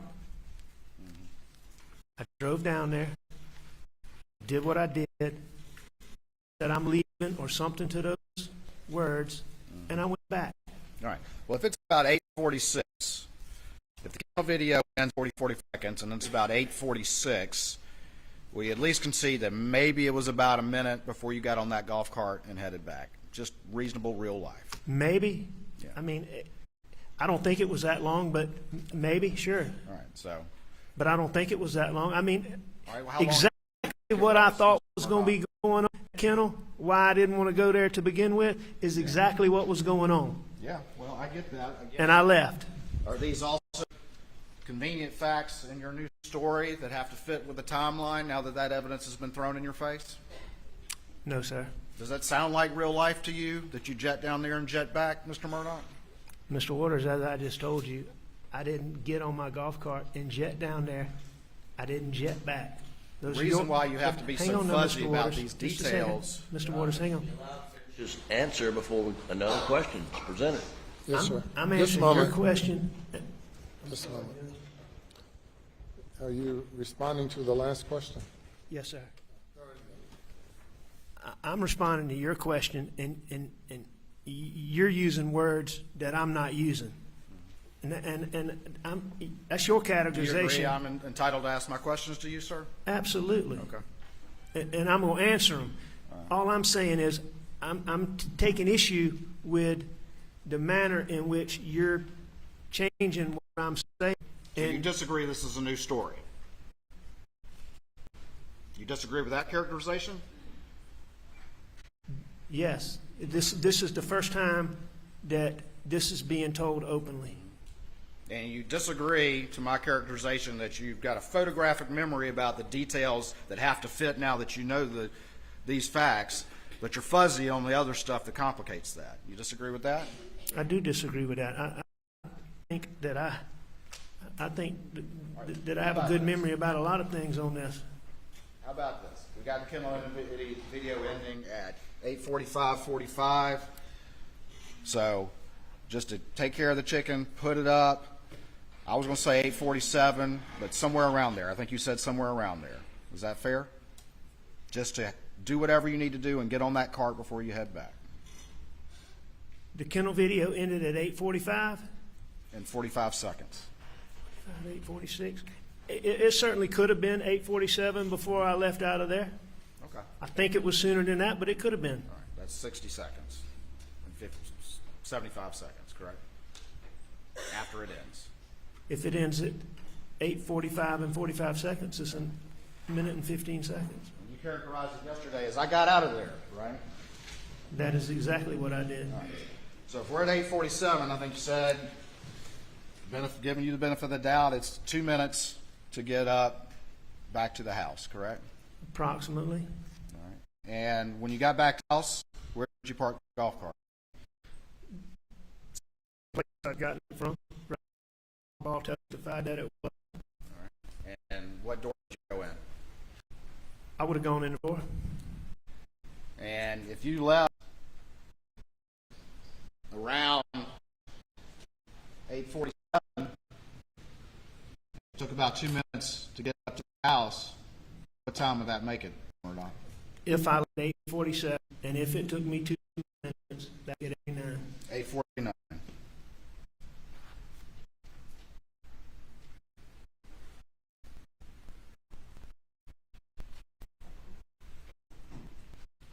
Testified you went inside and the TV was on, right? I did go out, and the TV. Okay. And you laid down, right? I did. All right. Before you said you'd been napping for an hour or so, or napping that entire time, and now you laid down on the couch. That's correct. All right. And maybe dozed for a second, Maybe. according to your new story. How long did you doze? If I dozed, extremely short time. Extremely short time? Because you would agree with me that at 9:02, you're up and moving, according to the data. I agree that according to that data, my phone steps at whatever time is 9:02 something. How long did it take you? You're at the house at 8:49. How long before you went laid on the couch? I would have gone straight to the counter. I may have gone about a second. I may have spit a cup. It would have been basically straight to the couch. Straight to the couch. Yes, sir. And you're telling this jury that that's what happened, and you were back at the house at 8:49, lay down on the couch and dozed for a second. You were up with more steps in a shorter time period than you had done. I mean, your number is 89. What on this jury is that I went down there, and when I took that chicken from Buck, I would have said something mag. I got back on that golf cart, and I drove back to my house. After getting back to my house, I went inside, and in short order, I went to the couch. That's what I'm telling this jury. You go anywhere else in the house? Mr. Waters, I can't specifically about that. I don't think so, but I may have. Did you have that tan blackout and a 12-gauge shotgun on that golf cart when you drove down? No. You didn't? No. Did you see them when you were down there? No. No. So we got you back at 8:49 and you're leaving at 9:02, correct? And you didn't see any weapons down there. You just happened to be back there. You didn't hear anything at all. Did you hear anything at all, Mr. Murdaugh, during that time period? No, I did not. You didn't? Didn't you tell law enforcement that you thought you heard them pull up? Didn't you tell law enforcement that? I did think they had pulled up. All right, so that was that. You did think that? Yes. All right. So now you're saying there was a car pulling up? No. You didn't testify to that yet, did you, in your new version of events? No, I don't. Truck? I don't believe there was a pulling up. Okay. But that's what you told enforcement, didn't you? No, I told enforcement that I thought they had pulled up. Okay. All right. But you're saying you couldn't hear blackout shot supposedly, but you could hear that, correct? I didn't say I couldn't hear shots, but I'm saying that I thought when I got up from taking a nap, if I took a nap, but when I got up from laying down, as I was getting ready to go to my mom's, there was a point in time where I thought Maggie and Paul had come back. You also told them that you thought you heard a wildcat, but maybe it was a person or something like that as well? No, that's not what I said. What did you say? I said when I went outside that there's a house cat that's gone wild, and he hangs around. He goes from hanging around the shop, goes from hanging around the house, different times. You might, and there'll be times you don't see him. And he had been around the house. And when I went outside, I believe that cat was over there. Okay. And you made a point of mentioning I that never- to law enforcement. I never thought it was a person. All right. But you made a point of mentioning that to law enforcement, correct? In the course of discussing it, I did tell them that. But you never told them all this new story that you've constructed in light of this trial. Is that correct? I did not tell them I went to the kennel. I lied about that. And at the same time, you also looked at this jury, tried to tell them that you were cooperative investigation. Other than lying to them about to the kennel, I was cooperative in every aspect of this investigation. Very cooperative, except for maybe the most important act of all, that you were at the murder scene with the victims just minutes before they died. Right? I did not tell them that I went to the kennel.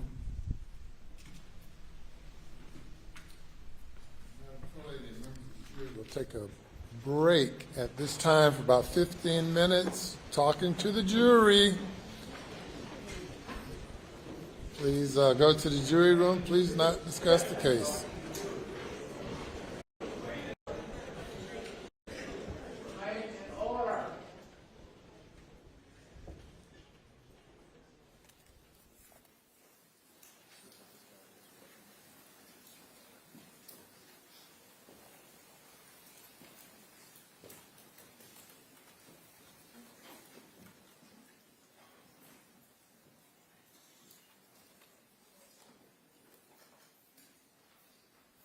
Step down. Please do not discuss your testimony with anyone during the break.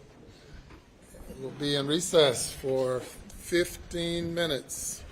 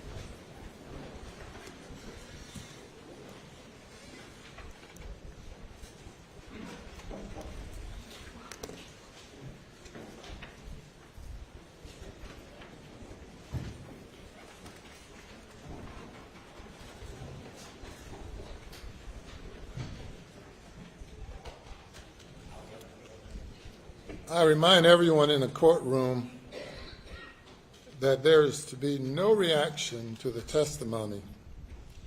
No jeers, cheers, no reaction at all by anyone in the courtroom. You'll bring the jury. On record before the jury comes in. There will be an opportunity to put something on the record. If it's regarding an objection, it can be done later. Yes, sir.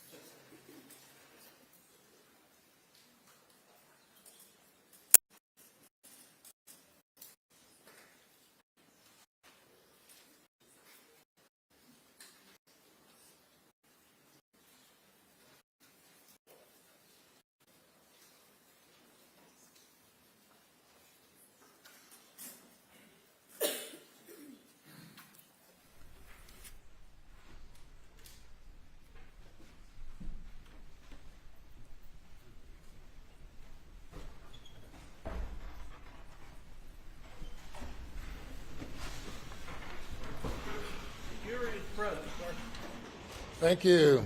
You may proceed.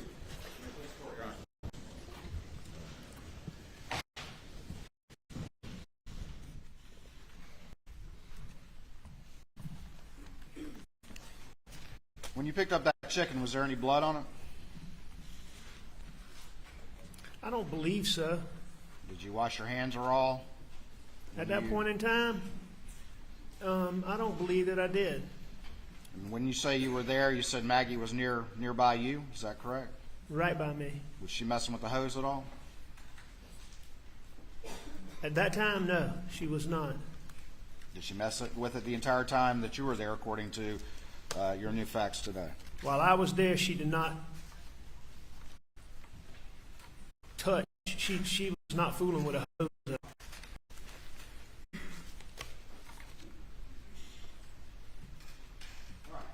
I'm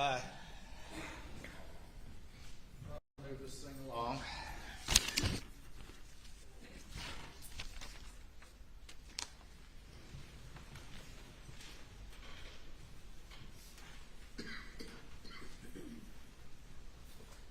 I'm gonna put up on the screen states 519, which is the condensed timeline. If I could have computer input, please.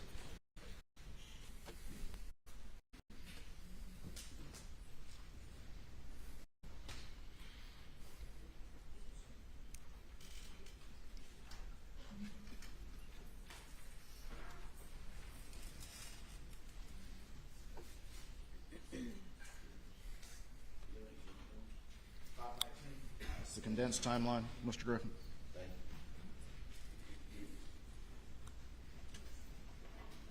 Coming out all right. You see that out there, Mr.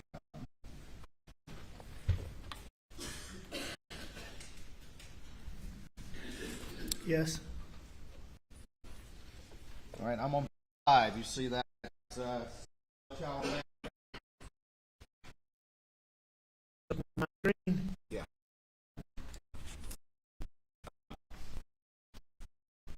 Would you agree with me that it reflects no cell tower from 6904?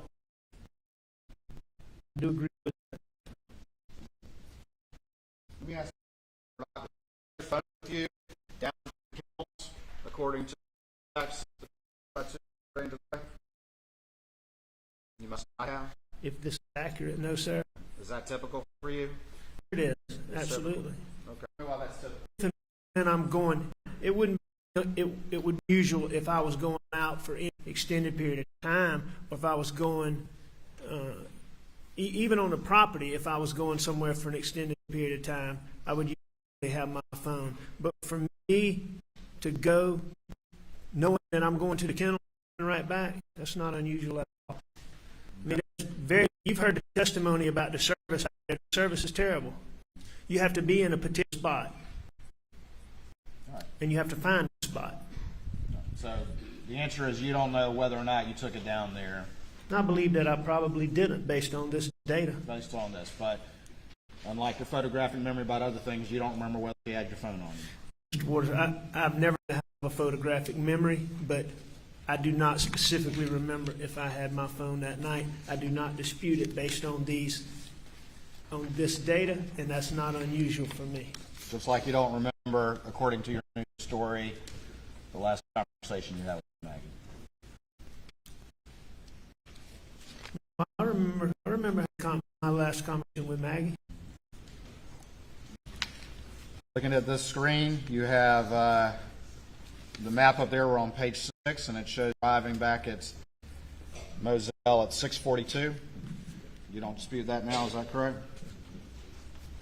No, that's what this data appears to show. And looking at the data, moving on to page 7, all I don't have a reason to dispute that.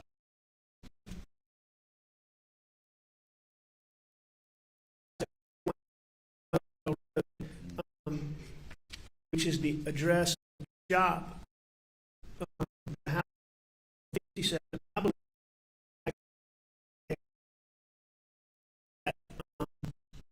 but I think that's a little bit closer to the shop.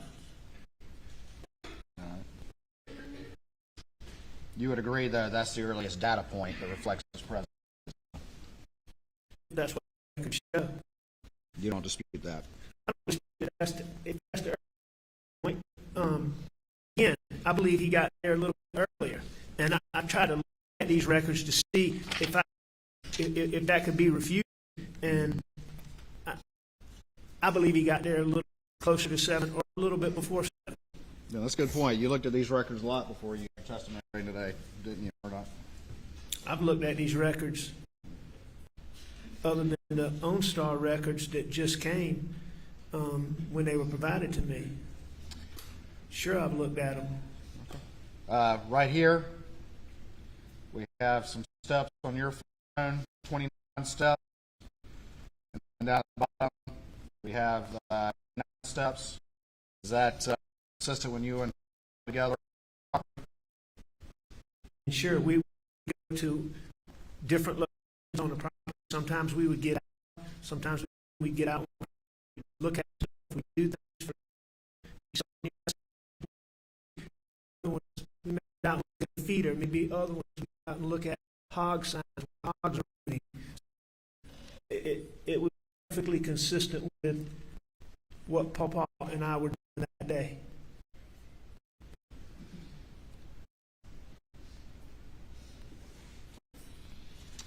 And 8:05 to 8:09. Would you agree that that's the steps on your phone before 9:02 when you become a very busy bee? If that's what these records show, I see I took steps. Records show I took steps between 8:05 and 8:09. All right. So concede then that you're at the house around 8:09. I would have thought so, yeah. Okay. You said Paul was already back at that point? No, I said just the opposite. When did he get there? All right.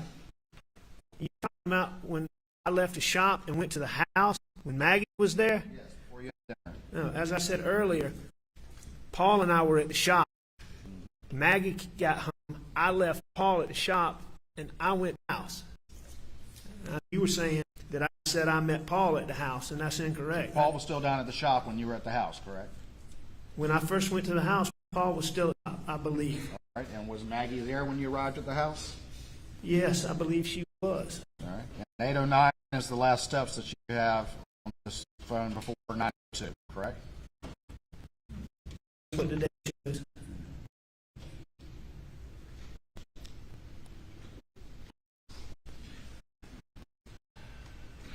Looking now at page 15.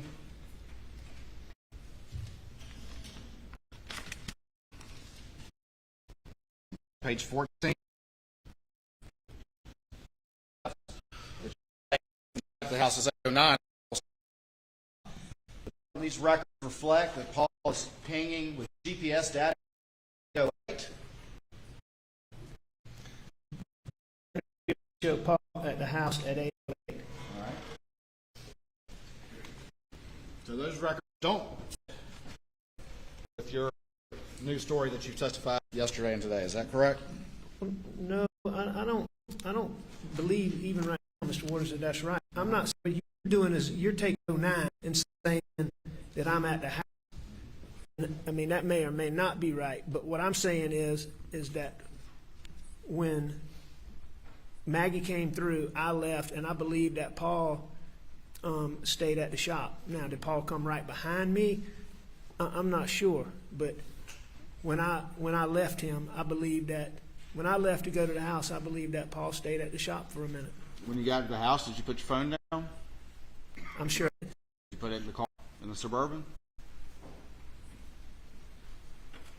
Did I put it in the Suburban? When you got back to the house, did you put it in the Suburban? Was the Suburban parked out front? The Suburban would have been parked wherever I parked it. Which is where? I believe on the side. Okay. And did you put your phone in the Suburban? That time? No, I did not. Where'd you put it? I'm not sure. Where You're not sure about that either, huh? No, I'm not sure. When I went in, I'm not sure where I put my phone. I think that I would think that it down somewhere, probably by the couch. Didn't you testify yesterday when you were being asked by your lawyer about that pause at Alameda when you were leaving, and you had a very specific recollection of your phone had fallen down in the crevice and you had to pick it up and get it out? You remember testifying to that? I don't remember what you did with your phone when you got back at this point, huh? I mean, Mr. Ward, those are two distinct, different things. I'm coming in the house, put my phone down. I don't have a root spot that I put right on this corner or there. I would assume that when I went in the house, I put it somewhere, either on the table. You go by, going to the couch. I may have taken it to the bathroom. When I took a shower, it may have taken me a few minutes to go to the shower. So I can't tell you exactly where I put it. That console story is an awful specific recollection when you need it to try to make the new story the jury's hearing and everyone's hearing yesterday and today with the data, correct? But you're awful on far more things, aren't you, Mr. Murdaugh? Which question? Here, I'll answer the first one first. No, I don't believe that's convenient. I disagree with your characterization of the description. But you remember the con story, but you don't remember where you put your phone, whether or not you took it down to the kennel, or it was in the Suburban. Don't remember any of that. But dadgummit, you remember that console story, correct? Well, I remember the console story, but in that Suburban, and it's not the first time that it happened, but when that phone got down there, you had to go to great efforts to get it out, and you couldn't just reach over there and get it out. All right. You say when you got to the house that Maggie was already there? Yes. Your last steps were at 809. Well, that's what you saw when this data recorded last steps, but this testimony too, Mr. Waters. That's not a precise. That's not a precise. You heard the testimony. You know what it is. Well, how did you get back to the house? Remind us. From the shop. Yeah. Went in a white pickup truck. Went in a white pickup truck? Okay.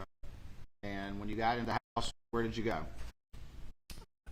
We've discussed this. I took a shower. Whether I did things before to the shower. I'm sure I talked to Maggie because she'd been gone, and if she came through the kennel, which I believe she did, we only talked briefly, so I would have talked to her. I would have quickly gone to take a shower.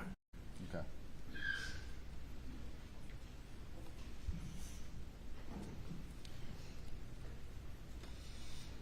Going over to page 16.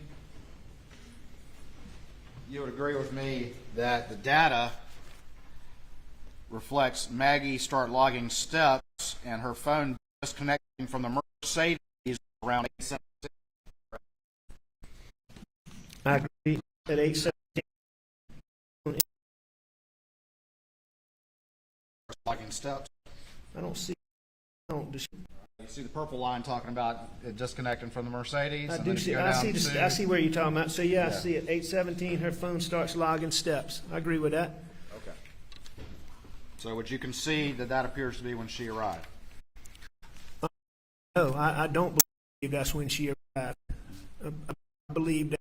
I mean, it was very normal for Maggie when she's driving to jump out of the car, inside, go to the bathroom, do things, and either send me or Paul or go back or Buster or go back to her car herself and unplug her phone. So, I mean, I agree that's when her phone's unplugged, but I believe that Maggie got to the house a little bit before that. That's the whole reason why Paul and I went to the house. Okay. But you're saying Paul arrived after Maggie, is that what you're saying? At the house? I believe, yes, sir. Okay. That's what I recall. And Paul arrived at the house after I arrived at the house. I believe.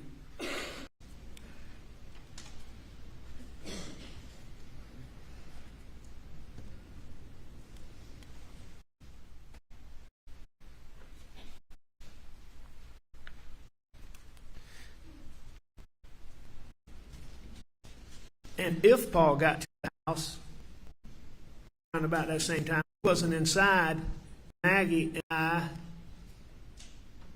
when I went to Wait. get to the shower. So you say if Paul got, he wasn't inside Maggie and you? Is that what you said? Mr. Murdaugh, is that what you said? Sir? You said if Paul got to the house prior to that, he wasn't inside with you and Maggie? Is that what you said? I'm saying he was not inside when I went to get in the shower. Again, looking back at this data point, 808, we see a little blue dot there in the middle of the house, don't we? Yeah, that's what these records show. Okay.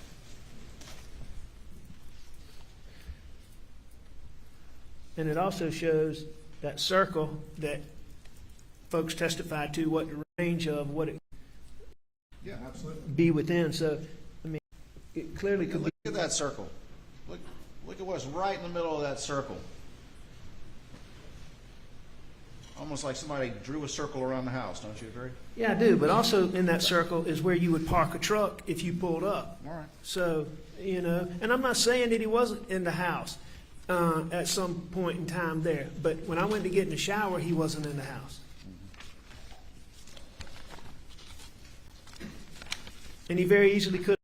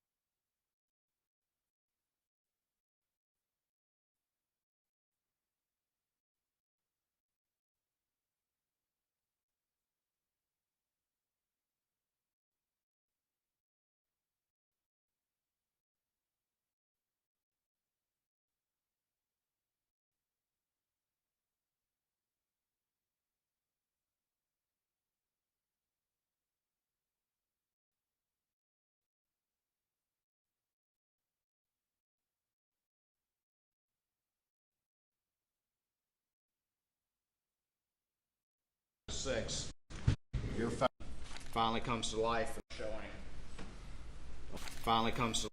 and starts showing a lot of steps. I do agree with that. What were you doing? I was getting ready to go to my mom's house. Getting ready to go. The shower already. Just laying down. What do you need to do to get ready to go to your mom's house? I mean, it wasn't anything to get ready in that aspect. I was getting ready to go. I was preparing to leave. What? I don't know if I got up, went to the bathroom. I don't know. I can't tell you exactly what I was doing. And that's far more steps in a shorter time period than any time prior, as you've seen from the testimony in this case. So what were you doing? That's Going to the bathroom? no. I don't think that I Get on a the bathroom. No, I didn't get on the treadmill. jog in place? No, I didn't jog in Jumping place. jacks? No, sir. I did not do jumping jacks. What were you doing, Mr. Murdaugh, for those 4 Preparing to leave from my house. What? What does that mean? I mean, you're in the front room on that couch where you say you lay down. The Suburban's just right outside. What are you doing? I don't know if I got up and went to my room, to the room, went back in the. You've been so clear in your new story about everything. What were you doing during these 4 months? I disagree with your assertion about every detail. I don't recall. I know that I was getting up and I was leaving. I was going to check on my mom. But specifically what I was doing, I don't know. Okay.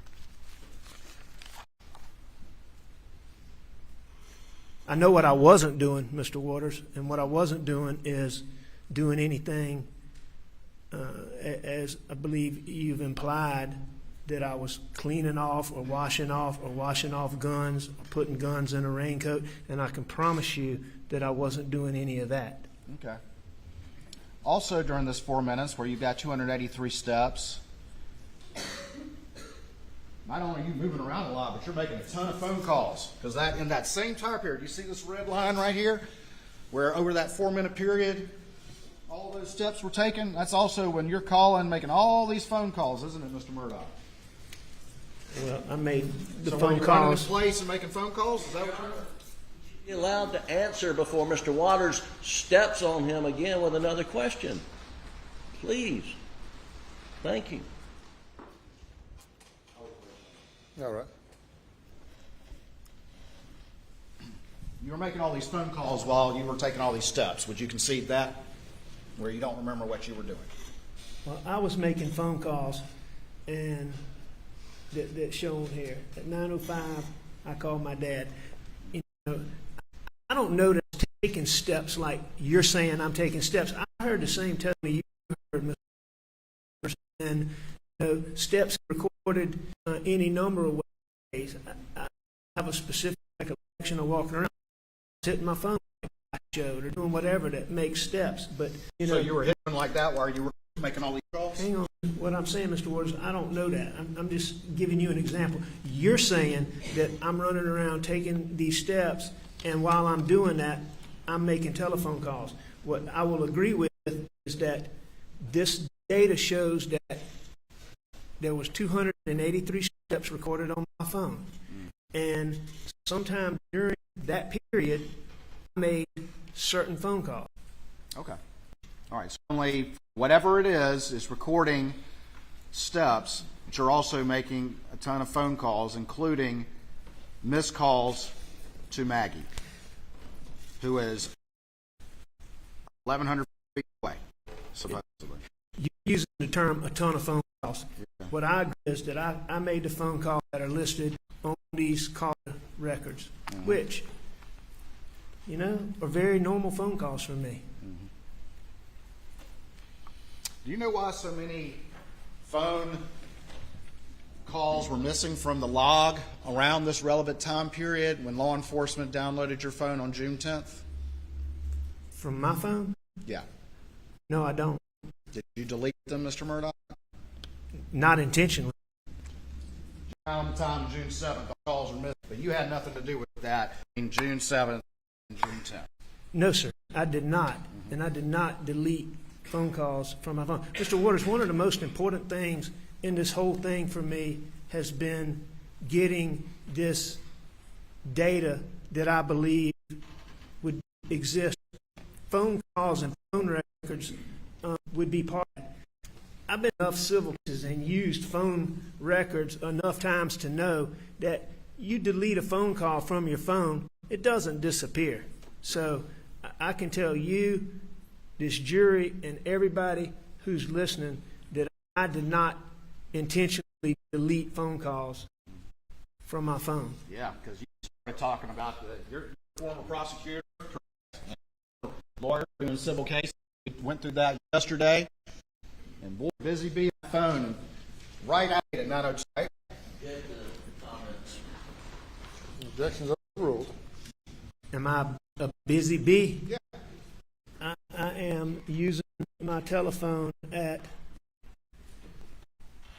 I think I call at 9:05, I start and call my dad and agree that I made other phone calls. One of the first things you start talking about law enforcement is these calls that you made to Maggie. Correct?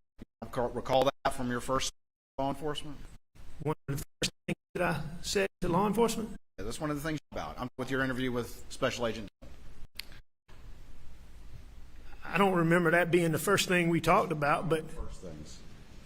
if Mr. Owens asked me about it, then No, you brought Sure. it up, didn't you? I did. You don't recall? No, I don't recall Would you dispute me if I brought it up? that I brought up brought up Mr. Murdaugh phone. phone calls to Maggie, that I brought up phone calls to Maggie to David Owens. I'm asking you, is that one of the things that you talked about in your first interview with Dave Owen? That you pulled out your phone and started looking at it, that you brought that up? You recall that? Well, but that's not what you asked, Mr. Owens. You asked me the first thing that I talked about, and that was the discrepancy. I certainly don't dispute that Mr. Owens and I talked about phone calls.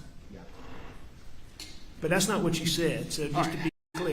Well, the real reason, Mr. Murdaugh, is that you as a lawyer, prosecutor, are up at 9:02, finally having your phone in your hand, moving around and making all these phone calls to manufacture an alibi. Is that not true? That's absolutely incorrect.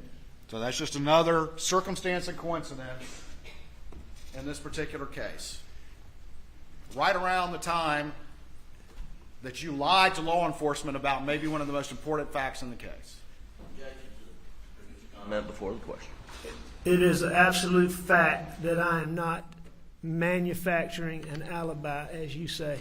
How do you remember so much detail about everything else, but you don't remember what you were specifically doing to generate 283 steps while you're making all these phone calls in the same 4-minute period? I remember unequivocally, without any doubt, with as clear a mind as I could have at any time, that I never manufactured any alibi in any way, shape, or form, because I did not and would not hurt my wife and my child. So why So can't I you know remember for a what you fact were doing? that I never, ever, ever created an alibi. Why don't you remember what you were doing when you were so busy for this 4-minute critical period? I do Other remember than what I was doing. Other than I was getting ready to go. Well, that's because that's what I was doing.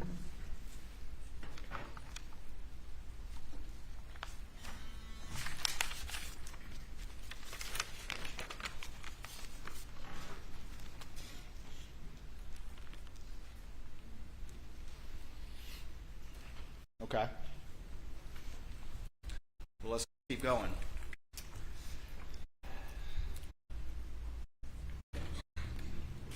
You made those calls, Maggie, in that 4-minute period. You just seen a few minutes ago, and you say you came right back.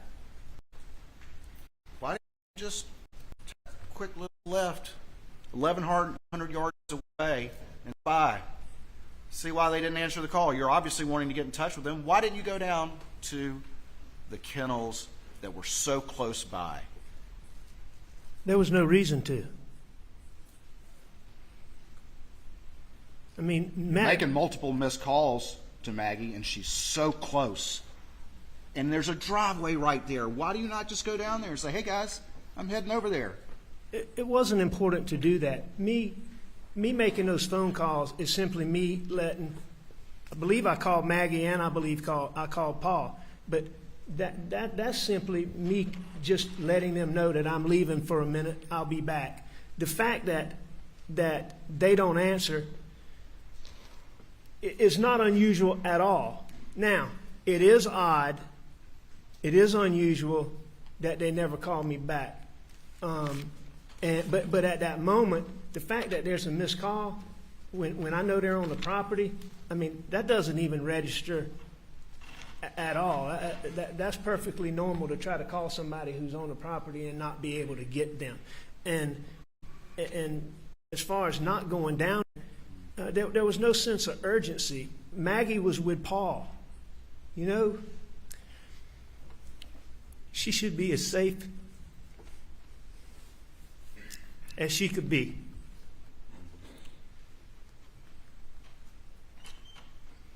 Yeah, she should.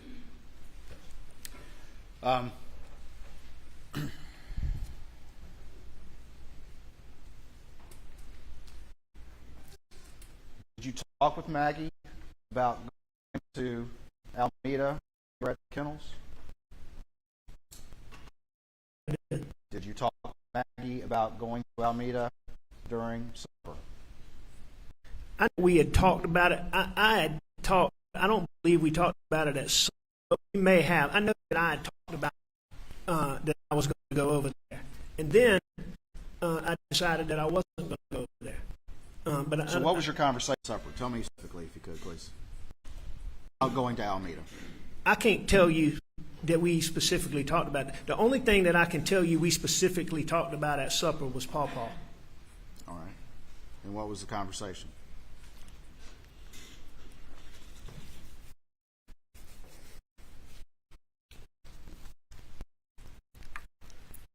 Maggie was just concerned. Paw Paw had been having, for a young person, been having high pressure. And he's resistant to go to the doctor. And this has been going on for a little while, but lately Paul's feet had swollen. And for a 22-year-old to have having swollen feet concerned both of us, and it particularly concerned Maggie. And we talked about it. Okay. Did y'all talk about Mr. Randall? I did. Do you remember that group text coming in about whether or not anybody was going to go see Randolph at the hospital the next day? Do I remember coming in? I don't remember it coming in, Yeah, but you didn't read it. I've seen the data. Why didn't you ever text the group and say you were going to Alameda? Did you ever specifically discuss her going along with you to Alameda? I don't believe that we did know that there was a point in time I said Maggie might go, but it's highly unusual for Maggie to go and visit Jim. That whole situation, it just made Maggie sad, and she didn't like to go. So You I don't believe that we did, but I do acknowledge that at some point I said she might go for some reason. You told law enforcement on multiple occasions that, first of all, Maggie was planning to stay at Edo the night of June 7th, correct? I did say that. And you also said that you came to find out that she came home of her own accord, correct? To law enforcement. Is that true? She did come home of her own accord. That she decided on her own to come home because she was worried about you. Isn't that what you said? I did say that, and I believe that to be the case. All right. But since despite what you told law enforcement, we've since seen the text that you actually called her and asked her to come home on the night of June 7th. No, sir, that's not correct. That's not correct? No, that's absolutely not correct. All right. So you heard your sister-in-law Marion testify to just that fact of a conversation she had with Maggie, but you're saying that's not true? I don't believe that's what Marion said. All right. And your defense put in this exhibit, Exhibit 107, where Maggie texted Blanca and said, Alec wants me to come home. I've seen that. I agree with that. Is that it up on the screen? Oh, I've got the wrong input here. I'll just hold it up. You've seen this text? I have seen that. Mr. Waters, the only dispute I have with what you're saying is you're saying that I called Maggie and wanted her to come home. I always wanted Maggie to come home, and I would have talked to Maggie about coming home before she ever left to go to Charleston and to Edisto.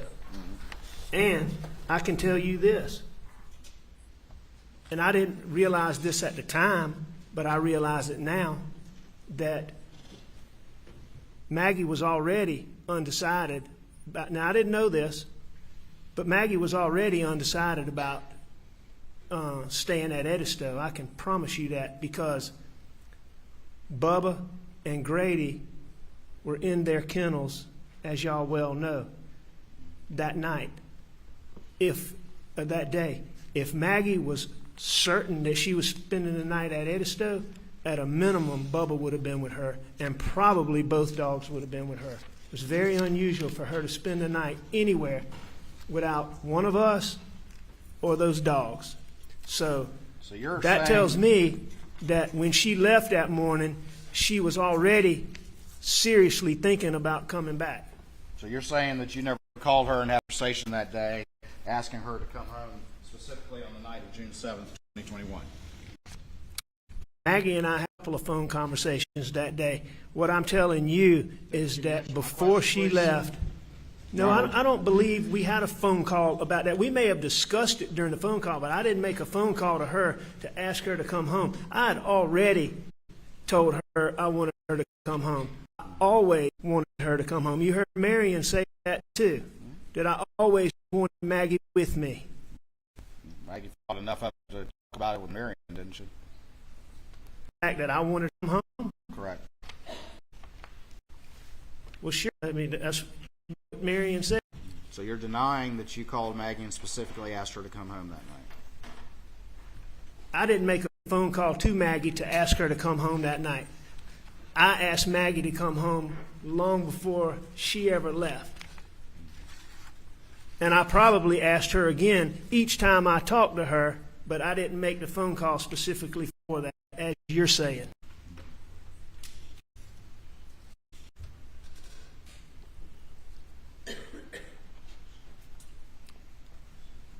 And to be clear, I'm certain that if Maggie was certain that she was spending the night, Bubba would have been with her, and probably Grady.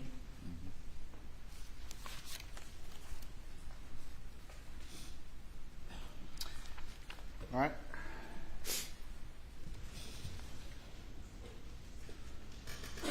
Why did you tell law enforcement, though, that you found out after the fact that Maggie wanted to come home because she was concerned about you? Why did you phrase it that way if what you're saying to the jury now was accurate? Why would you phrase it that way? Because I believe that to be the case. That you found out afterwards, but now you're saying you knew. No, I'm saying I found out afterwards why she came home, Mr. Waters. Okay. And she came home because she was worried about me. So I'm going to be clear about that. I did not learn that until I think the day after she killed. But you're saying that you found out that after the fact, but you're telling this jury that you knew the things that you just said about her wanting to come home. And you were unaware of what Marion would say at that point either. No, I'm saying at that time, I had not thought about Bubba and Grady. Since that time, I've thought about that. I'm certain of that. At the time, I thought Maggie was staying at Edisto. All right? She was going to Edisto to meet the people, to do the work. She loved to stay at Edisto. There's no doubt about that. It would not be unusual at all for her to stay at Edisto. But just like every other time, I had already asked her, please come back, come back. Always wanted her to stay with me. Always. But I did not learn about, and Maggie even texted me, I'll see you in a few hours. But I did not know why she decided to come back until later. is what I'm saying.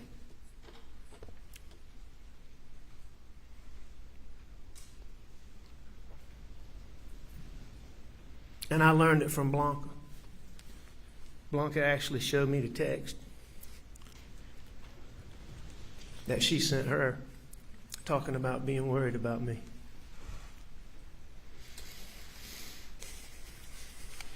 You would agree with me that you sent a text to Maggie at 9:08:58 while in motion in the Suburban, as reflected by the data? I do.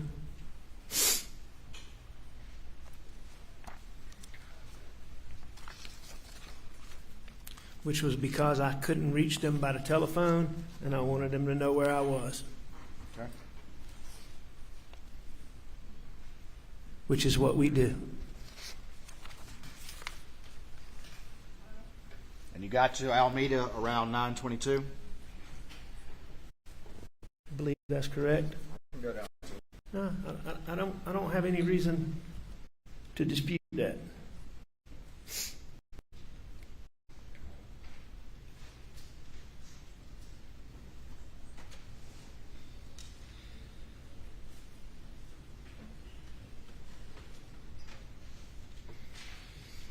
Made some more phone calls along the way?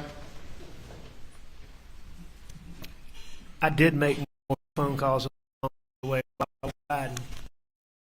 Chris Wilson? Wilson.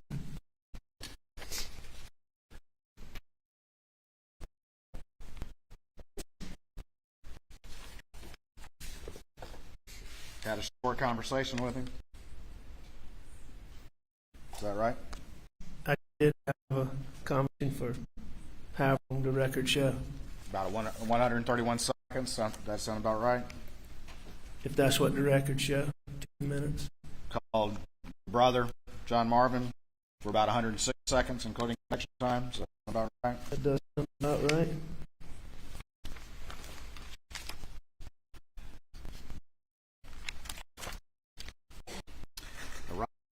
Does that sound about right? It does.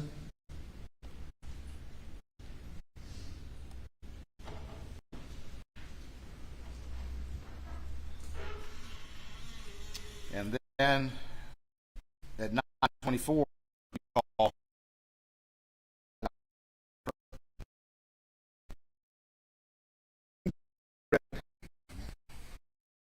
And then, right? Yeah, Talking right. to Miss Shelley. The house. And you were asked law enforcement how long you were at your mother's house. You said 5 minutes to an hour. Isn't that correct? I think I said a couple different things, but at one time I did say, but you know, routinely through this, I kept saying, you know, when you use data, you'll see exactly. When you look at my phone, you'll see exactly. When you know, so, you know, me giving the times was always given with the thought that, okay, there's OnStar out there, there's whatever.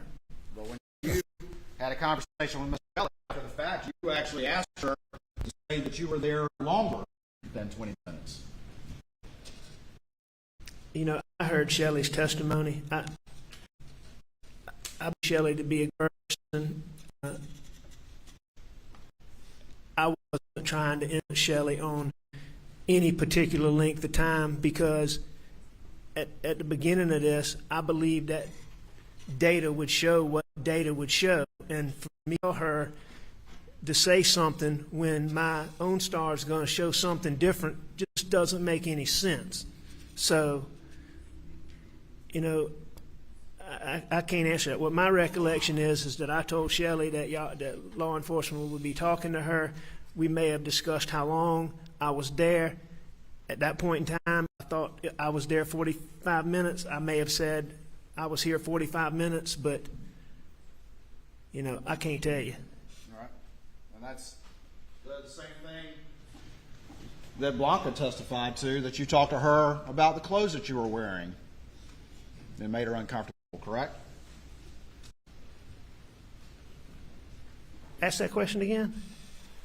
It's similar to your conversation with Blanca that she testified about when you talked to her about the clothes that you were supposedly wearing.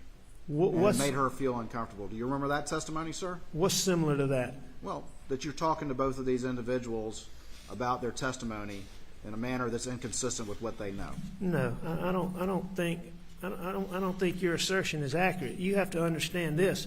On August the 11th, when I went to meet with David Owens, and in that, David Owens asked me about, he showed me that Snapchat and asked me about clothes that I had on. And shortly after that, the next time I was with Blanca, I asked Blanca about those clothes because David Owens had asked me about them and was made an issue about it. And so I checked with Blanca to see what I specifically asked Blanca, and it was an issue to me. So I got Blanca and I said, I need you to sit down and talk with me about this. This is important. Do you remember my clothes when you came to Moselle that day? And she remembered exactly what she testified to. She remembered my pants were there. She wasn't sure if the shirt was there. At that time, I think she actually thought the shirt was there, but she wasn't sure about that. No, she wasn't sure. She didn't remember, but assumed that it was. So that was a conversation and why I was asking Blanca. Well, again, you're very specific about your memories of that conversation. Is that correct, Mr. Murdaugh? You dang right I'm consistent about that, because a very short time before that, David Owens is asking me questions and telling me I'm a suspect in the murder of my wife and my child and asking me about my clothes. You dang right it was important. It was important, right. And you dang right I remember why to her and what reason. Because the only thing you're concerned about is yourself. You're not concerned about giving accurate information to law enforcement, correct? What's the reason for that, Mr. Murdaugh? Why don't you want to give accurate information to law enforcement? Why do you want to talk to these women who both are employed by you or your family and try to influence what they are going to say? I did want to give law enforcement accurate information. I told a lie about being down there, and I got myself wed to that. But I wanted to give them as much. I knew that I hadn't done this, and I wanted to give them as much accurate information as I could. But the reason I went to Blanca is specifically because of David Owens talking to me on August the 11th. Okay.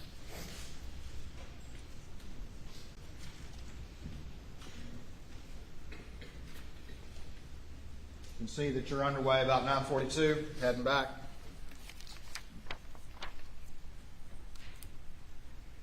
I do. 9:42 to 9:43. I do.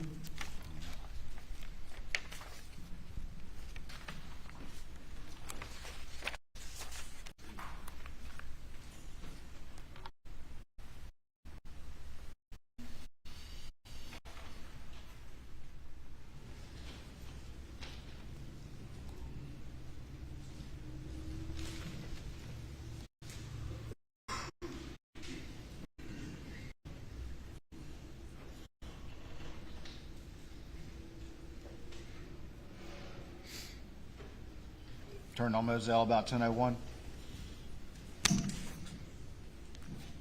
Turned into Moselle at 10:01. Yeah. Sorry. It looks to me like I turned into Moselle at 10 o'clock. 10 o'clock on the dot. Sorry. Yes, sir.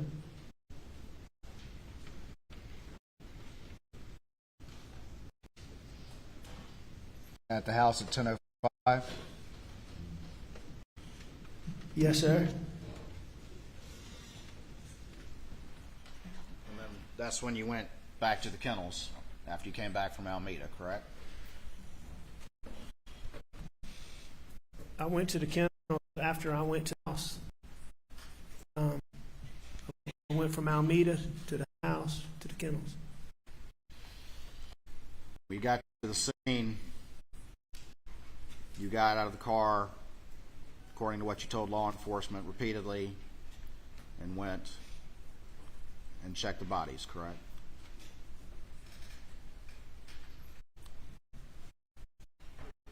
Before you called 911. Is that, That's not correct. you're saying you didn't say that to law enforcement? I don't know what I said to law enforcement, Mr. Waters, but I can tell you this. I pulled up, and I saw Mags and Paw Paw. I jumped out of that car. I know that I went back to my car, and I called 911 as quickly as I could. That point in time, when I got on the phone, then is when I went to them and did the things that I did. So, But you were what very- you're saying is not accurate. You're saying that you didn't say very specifically to law enforcement that you went to them prior to calling 911. When? After you got out of the car, you told law enforcement repeatedly that you went over and checked the bodies before you called 911. No, I don't. If I did say that, I don't believe that's accurate. Did I check Maggie and Paul before I called 911? Correct. No, sir. That's not accurate. At least that's not what I remember. That's not what you remember saying, or that's not what you say now happens? No, that's not what I believe happened. Okay. But you don't deny that's what you said. Did I check Maggie and Paul before I called 911? Correct. I don't believe that's what I said.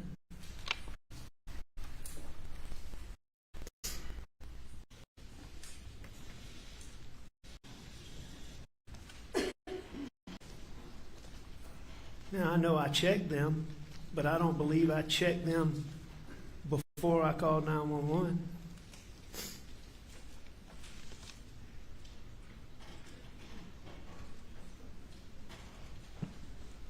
Because I can pretty well remember vividly when I checked Paw Paw, I was already on the phone with 911.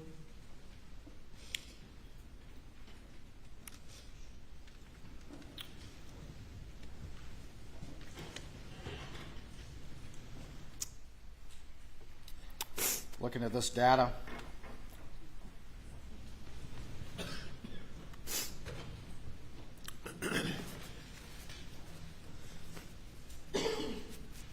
to show the vehicle parking at 10:05 and 55 seconds, Yes, sir. 10:05:57, suburban rock kennel, I'm sorry, give me the word. 10:05:51 shows the suburban rock kennels.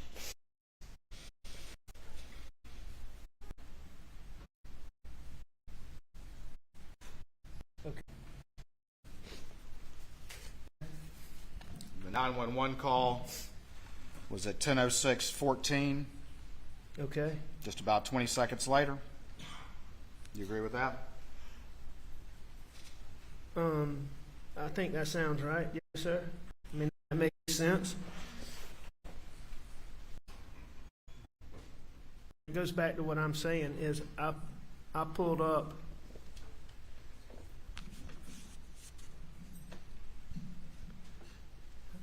saw them. No, I jumped out of my car. But I believe that before I checked them, in fact, I'm almost certain, then I went back and that's when I went and got my phone and I called 911. Okay. And then, after I called 911, there was a little while where there wasn't, I don't think there was anything going on. And I believe that is the time period that I went and checked on them.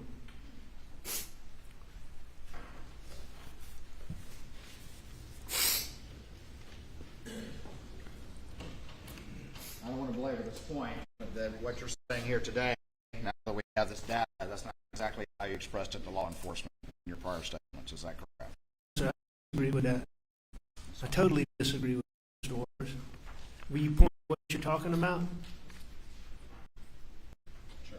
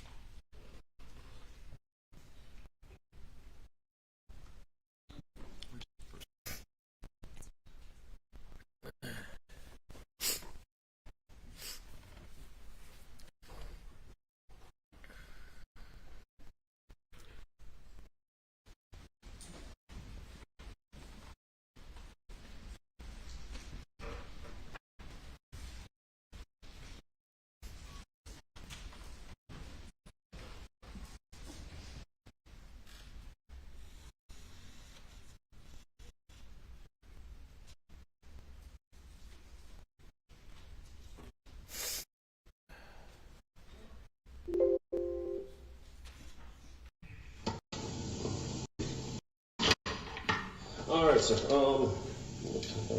I do. I left the house without a watch. 12:57.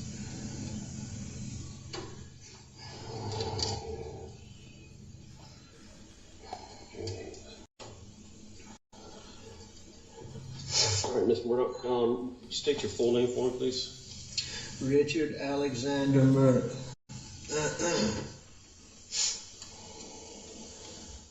And spell your last name so we get it correct. Murdaugh. All right. And you go by Alec? Yes, sir. And date of birth, Mr. Murdaugh? May 27th, 1968, And a good phone number for you. 803-942-1227. All right, sir. And sir, what was your name? Yeah, Danny Henderson. Okay.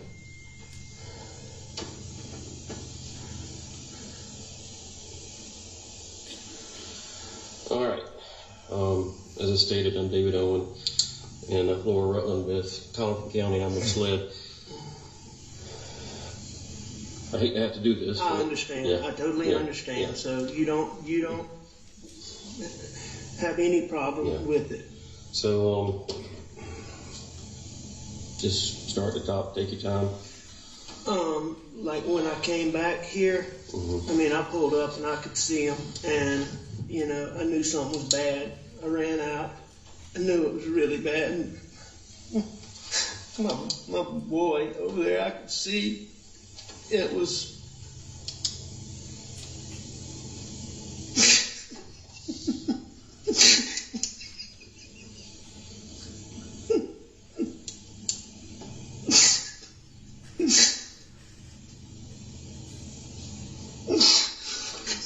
And I could see his brain on.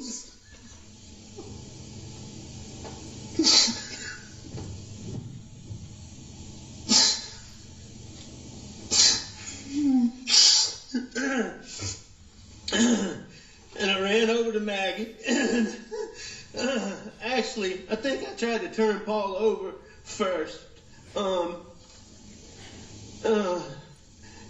I tried to turn him over, and I don't know, I figured it out.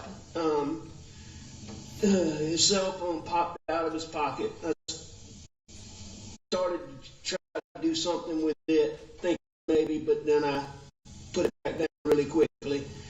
I went to my wife, and I mean, I could see.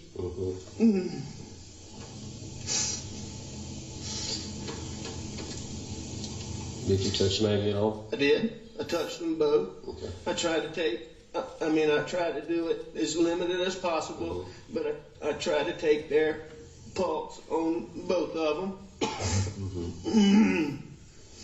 And, I called 911 pretty much right away, and she was very good.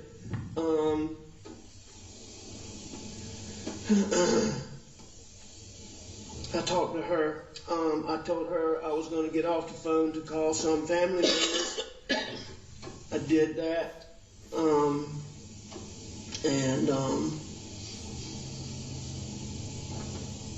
What family members did you call? I called my brother Randy, and I called my brother John.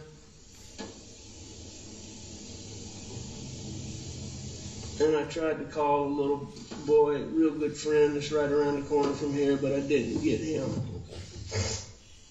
The person you didn't think that was Rogan, little boy right around the corner, who you're talking about? That's correct. But going back to your question, that's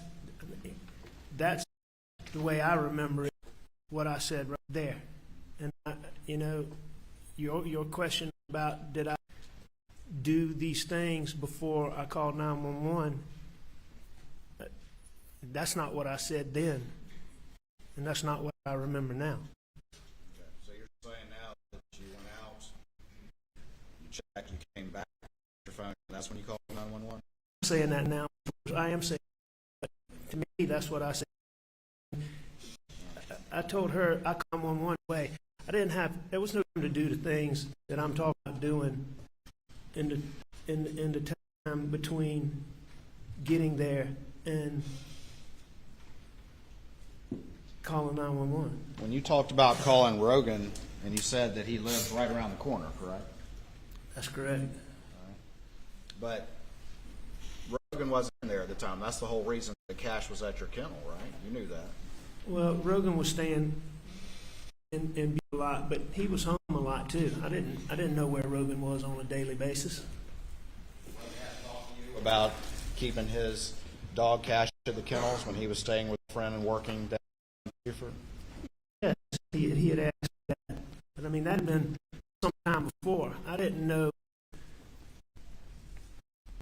You're making a big deal about this, Mr. Waters, but that particular night, I didn't have a clue where Rogan was staying or not staying. I was trying to find somebody to come out there with me. I'd called Randy, I'd called John, and Rogan was the next best alternative. Okay. And Rogan is so close. Rogan, of all these kids that you've heard, Rogan, Gibson, Roro is like a Rogan. You prefer when I call him Rogan, is truly like a son to Maggie and I. And he was such a good friend to Buster, and he was such a good friend to Paul. And you've been through everything I have. You'll see that 2 weeks, 3 weeks prior to this, I ran out of gas when Bus and Paul weren't home. And Rogan's the person that I called to be gas. No computing in any that Rogan would have helped. Let me keep playing. When you walked up, Blood. anything else? There was some body things, yes, sir. Like any other evidence? I know you said the phone fell out of the pocket, but did you see anything else that didn't belong or shouldn't belong or that wasn't part of Paul? No, sir, no. No, sir. How about Maggie? No. You didn't see anything around that? What made you come out here tonight? I went My dad's in the hospital. My mom gets anxious when she does. I went to check on them and Maggie. Maggie's a dog lover. She fools with the dogs. And I knew she'd gone to the kennel. I was at the house.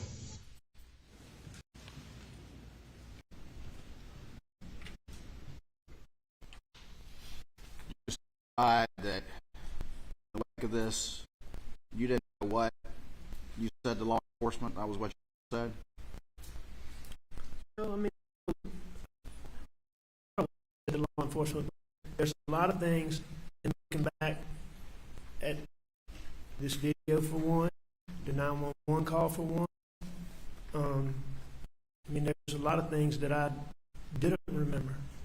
Okay, but right then and there, long into the interview, made a conscious decision to lie. Right. Play that again. You said I was at the house.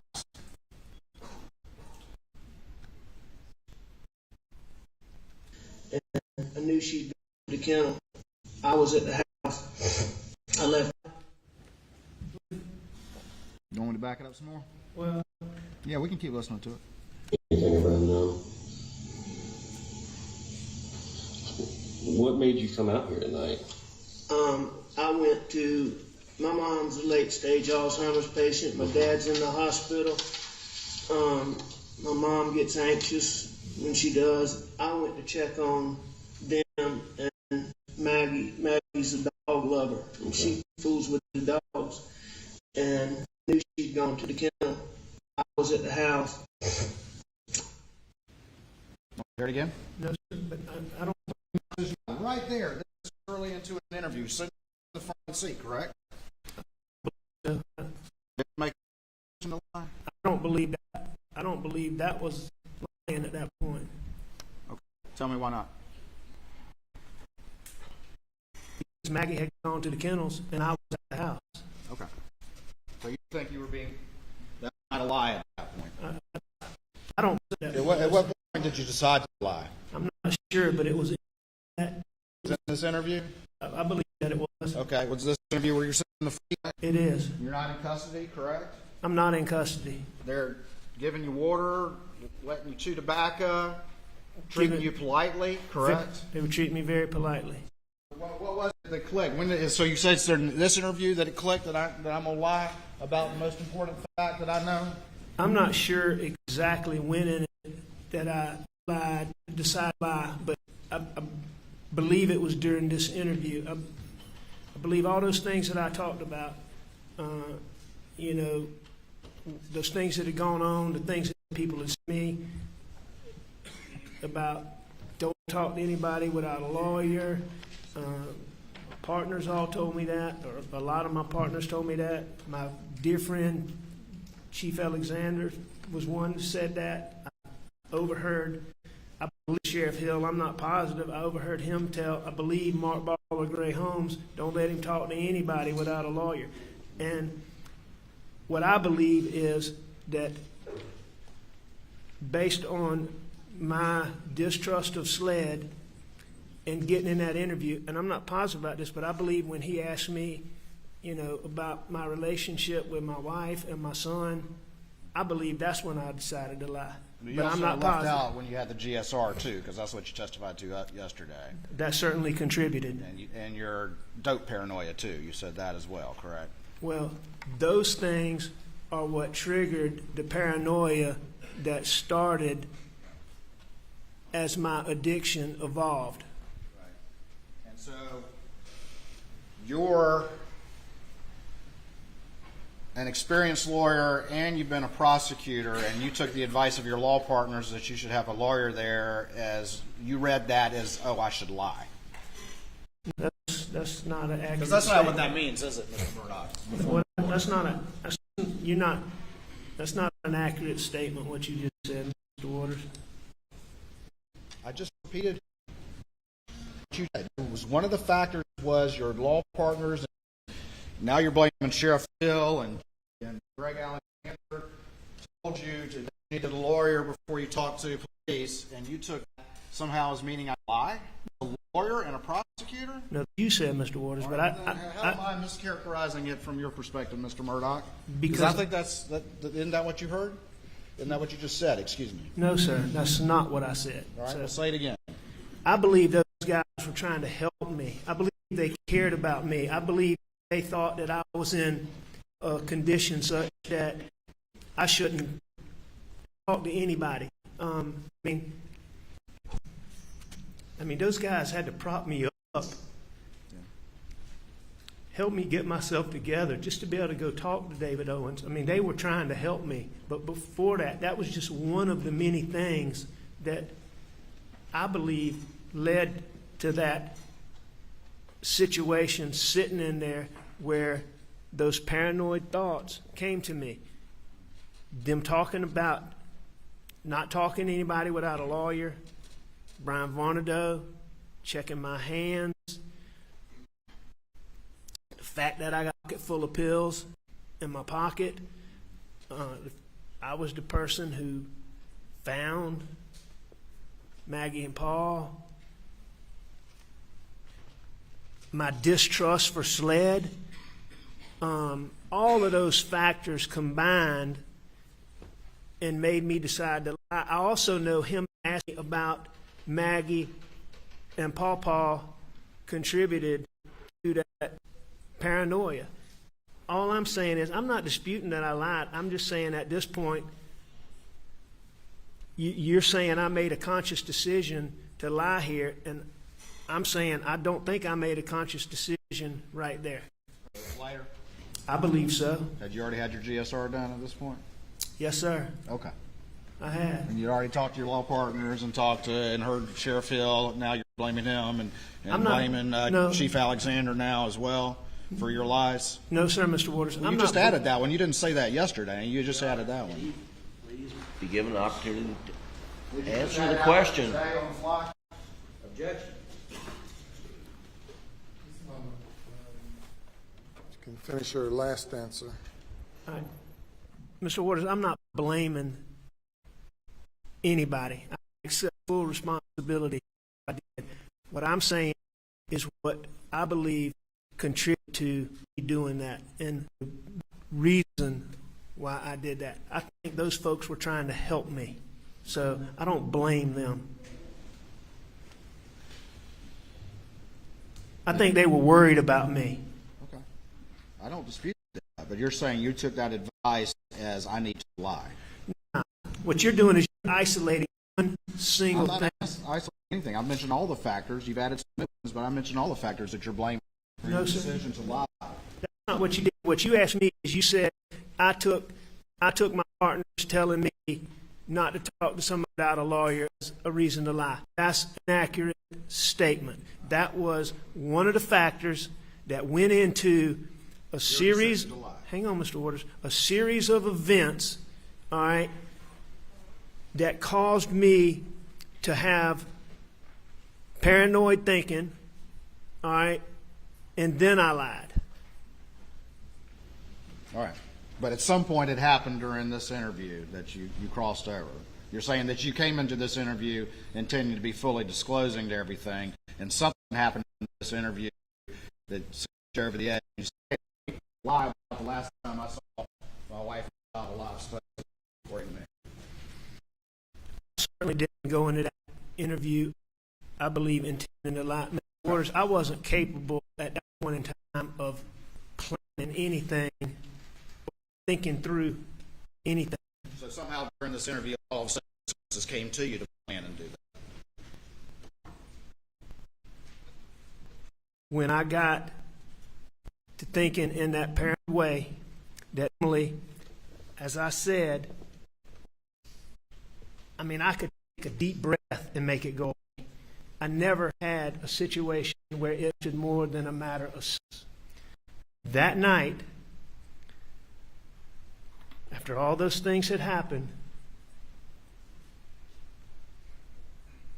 it didn't go away in a matter of seconds. And I decided to lie. Those are the clothes that you ultimately gave Dave Owen, is that right? Those are the clothes I gave to. At what point did you get able to chuck the pills you say in your pocket? When did you do that? When I was in my bedroom. When you're in the bedroom? Yes, sir. Where'd you put them? I'm not sure where I put them, but ultimately they would have gone in my suitcase. So that's when you did it? Do you have a specific recollection of that? No, I don't. I just know that I took them out of my pocket. If we watch this whole video, you think you could, if we watch the whole thing, you think you can say, okay, that's the moment where my senses came to me and I decided I was going to tell this major lie? I don't know that it happened like that, but I mean, I may be able to tell you some things that contributed to it if we watched the whole thing.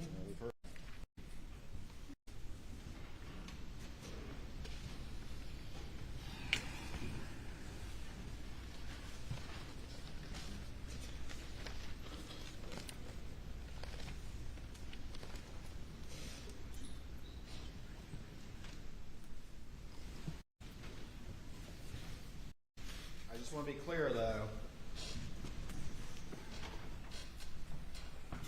At least on this one, at some point during this interview, when you were able to plan your lie about this event, and you made that decision. Obviously, But it wasn't what we just played. It was some point after that. I don't think right there is the reason why I don't think that it's occurred before this, because what I'm saying there, I believe to be truthful. And I know this. I know for a fact that when David Owens asked me about my relationship with my wife and my child, I know that that played a role in that. And I believe that, and I may be wrong, but I believe that this was before that. You ever heard the expression, not telling the whole truth is the same as telling a lie? Sure I have. That's something you understood as a lawyer and a prosecutor? Yes.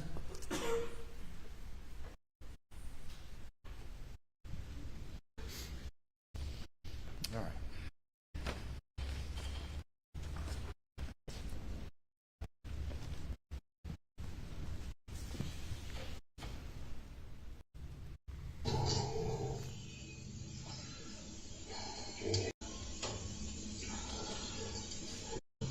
All right, Ms. Murdaugh, state your full name for me, please. Richard Alexander. And spell your last name so that Murdaugh. all right. And you go by Alec, Yes, sir. and date of birth, Mr. Murdaugh. May 27th, 1968, And a good phone number for you. 803-942-127.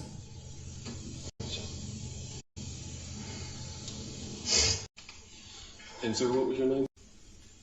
Yeah, Danny Henderson. Okay.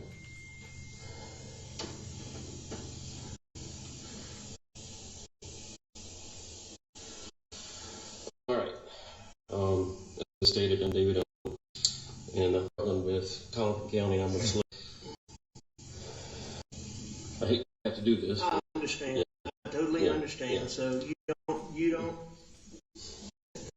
have any problem. Yeah.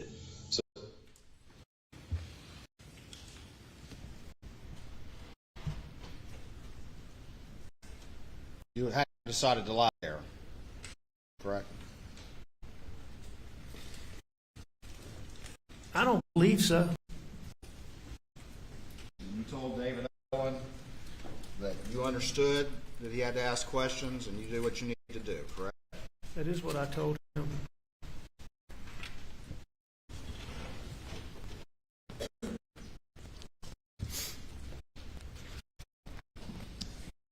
A good time for a break.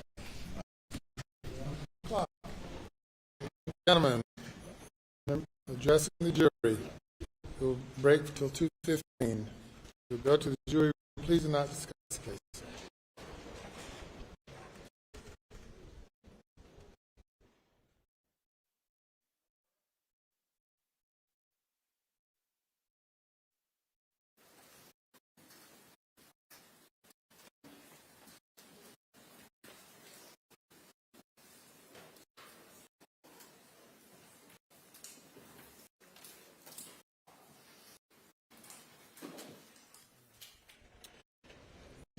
Right, you may step down. You're not to discuss your testimony with anyone during lunch.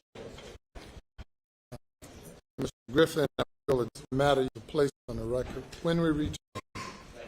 Yes, sir. All right. 1 second before everybody moves. So I guess I can be seated.